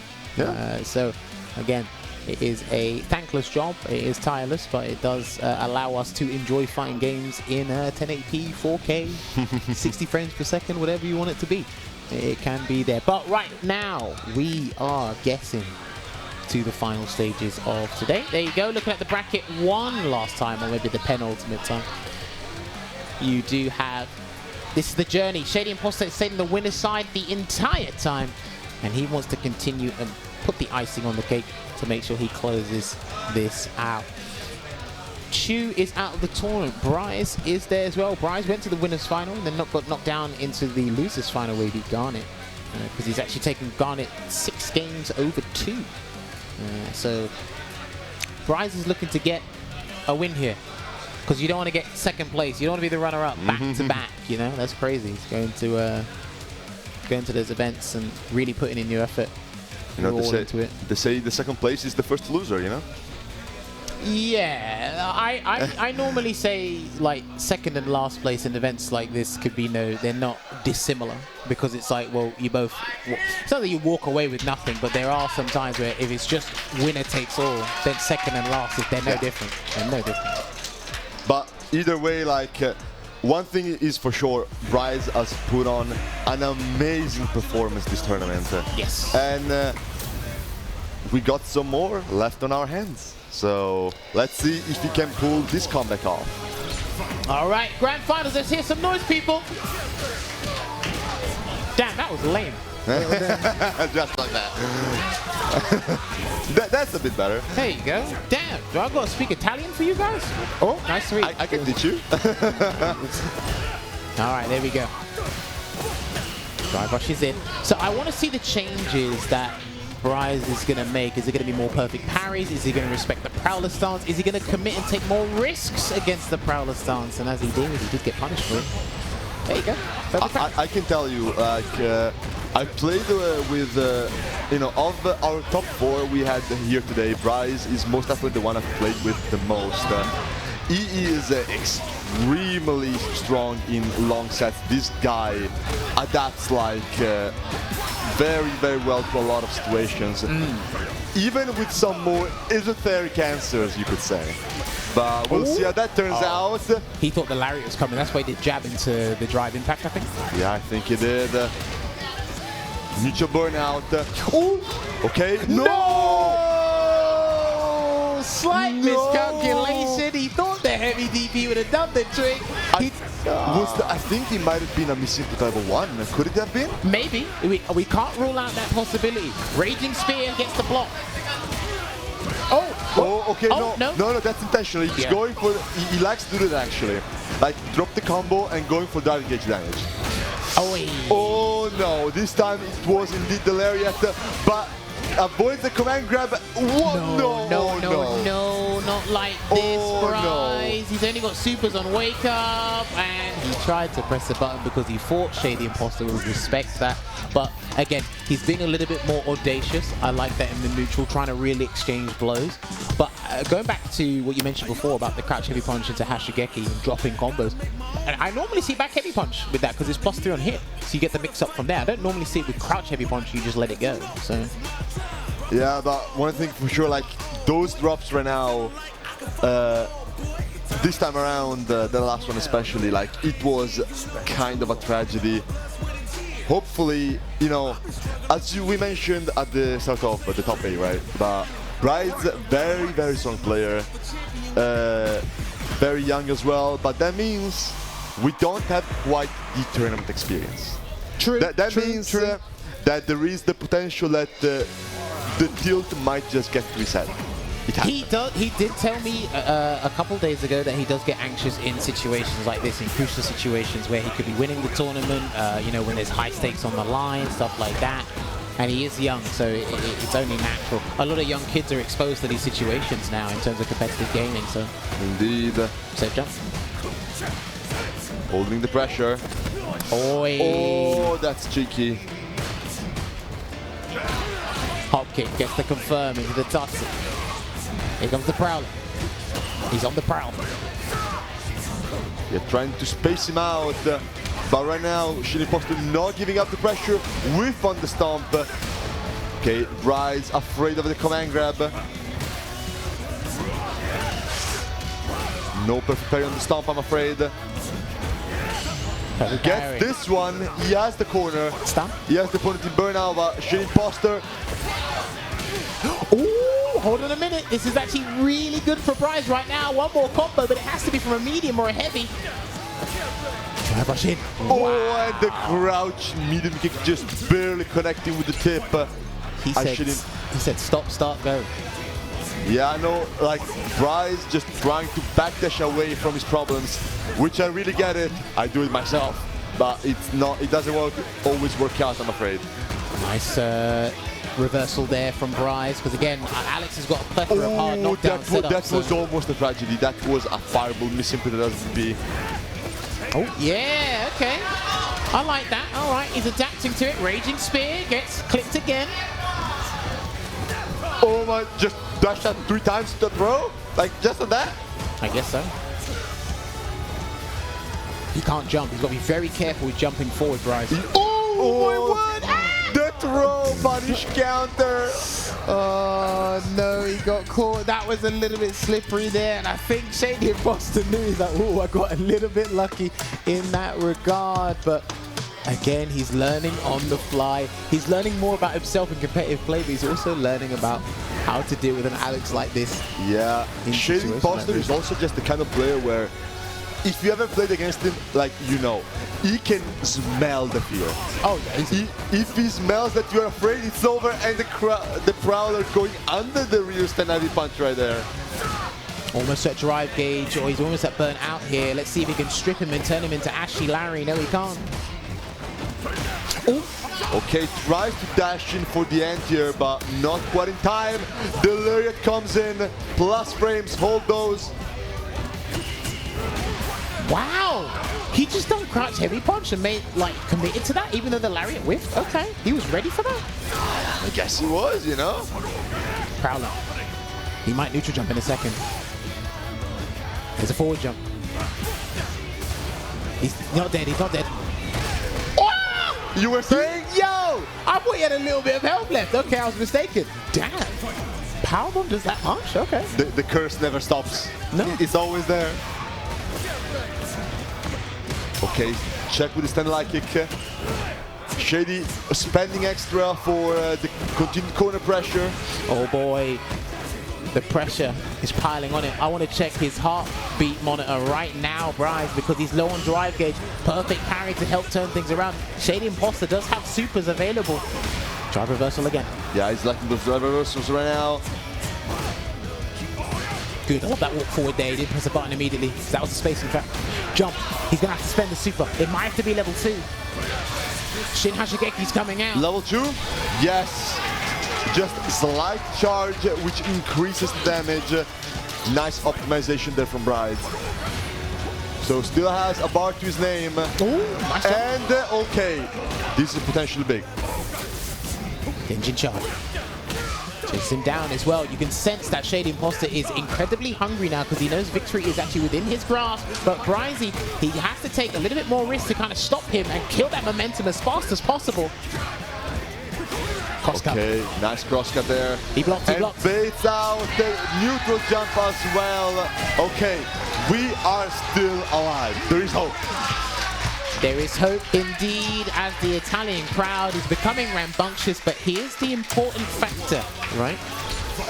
He got a lot of information there.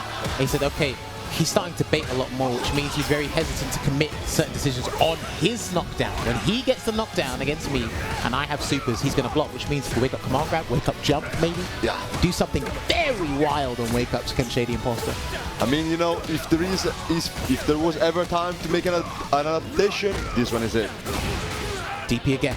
ShadyImpostor might need to bait a couple of those in the future. Nice jab mash out of the drive rush. Got him. Gets the end tier, that's nice chunky reward. And now Bryzee one command grab away from taking a loss in the round. Good call. Yeah. Cool. We could sense that power bomb from a mile away. Could Cloud and his deja vu all over again for Bryzee. ShadyImpostor once again so close to winning the bracket. It's on Bryzee to make it back. Too far for a throw, a back throw there, but can get the Tatsu to side swap. Nice whip punish there on the standing heavy kick. He tried to hold up there, the ShadyImpostor, but it was unsuccessful. Still trying to escape the corner here. Lariat. He's going in. He's going in. The Lariats are coming. The command grabs are coming. You can only take so many of them, you know? If he's got something in him, it's going to be an overhead or something. He's got the level 3 here. Does ShadyImpostor, but Bryzee's about to get his own level 3 here, Cloud. He is. Now it's up. It's online. Both are one hit away from killing. Oh my word. Burnout here. Oh no. Chases him down. Oh, no no command grab yet. Oh no. And the stun straight into the level 3, and ShadyImpostor will be crowned the winner of this tournament. The Italian army, it was not enough to hold him at bay. That is unfortunate there for our young Italian, but absolute elation and joy here for our Polish player, because I tell you what, he came here with a mission. He came third last year, but he comes in and takes the tournament using Alex. He said, I had to enter snowball mode. I had to make things volatile in the neutral, and that's exactly what he did there. We got to give credit, because Bryzee not once but twice was making that comeback, almost reset the bracket, but there's just one or two interactions where it's like, ooh, okay, this decision here, I'm not sure what to do. I'm hesitating. And that's exactly where you said that, like you said before, where ShadyImpostor, he smelt blood. He went straight for the juggler and said, gotcha. And he said, all right, cool, I've got you. So that was really, really good to see from ShadyImpostor there again. Doing the Polish community proud. And didn't have to bring out DJ in the grand final. Yeah, a shame we didn't see the DJ, but he is like the Polish player. He's the representative. So always nice to see him here. Okay. Yeah, it's literally a thing where we're looking at the bracket right now, ladies and gentlemen. This is how it panned out. ShadyImpostor stayed in the winner's side the entire time, but Bryzee did not make it easy for him, I tell you that. And I love the adaptations he made. I tell you what, this kid has a bright future ahead of him if he trains with the right people, if he has the right mindset, and he has a growth mindset in terms of how he can improve better. He's definitely going to have to ask maybe ShadyImpostor or even Problem X or someone else who plays Alex for games, or learn Alex a little bit himself. Yeah, that's also an option, but yeah, like he is extremely solid, and I'm only looking forward to seeing more of him, possibly getting international results. Who knows?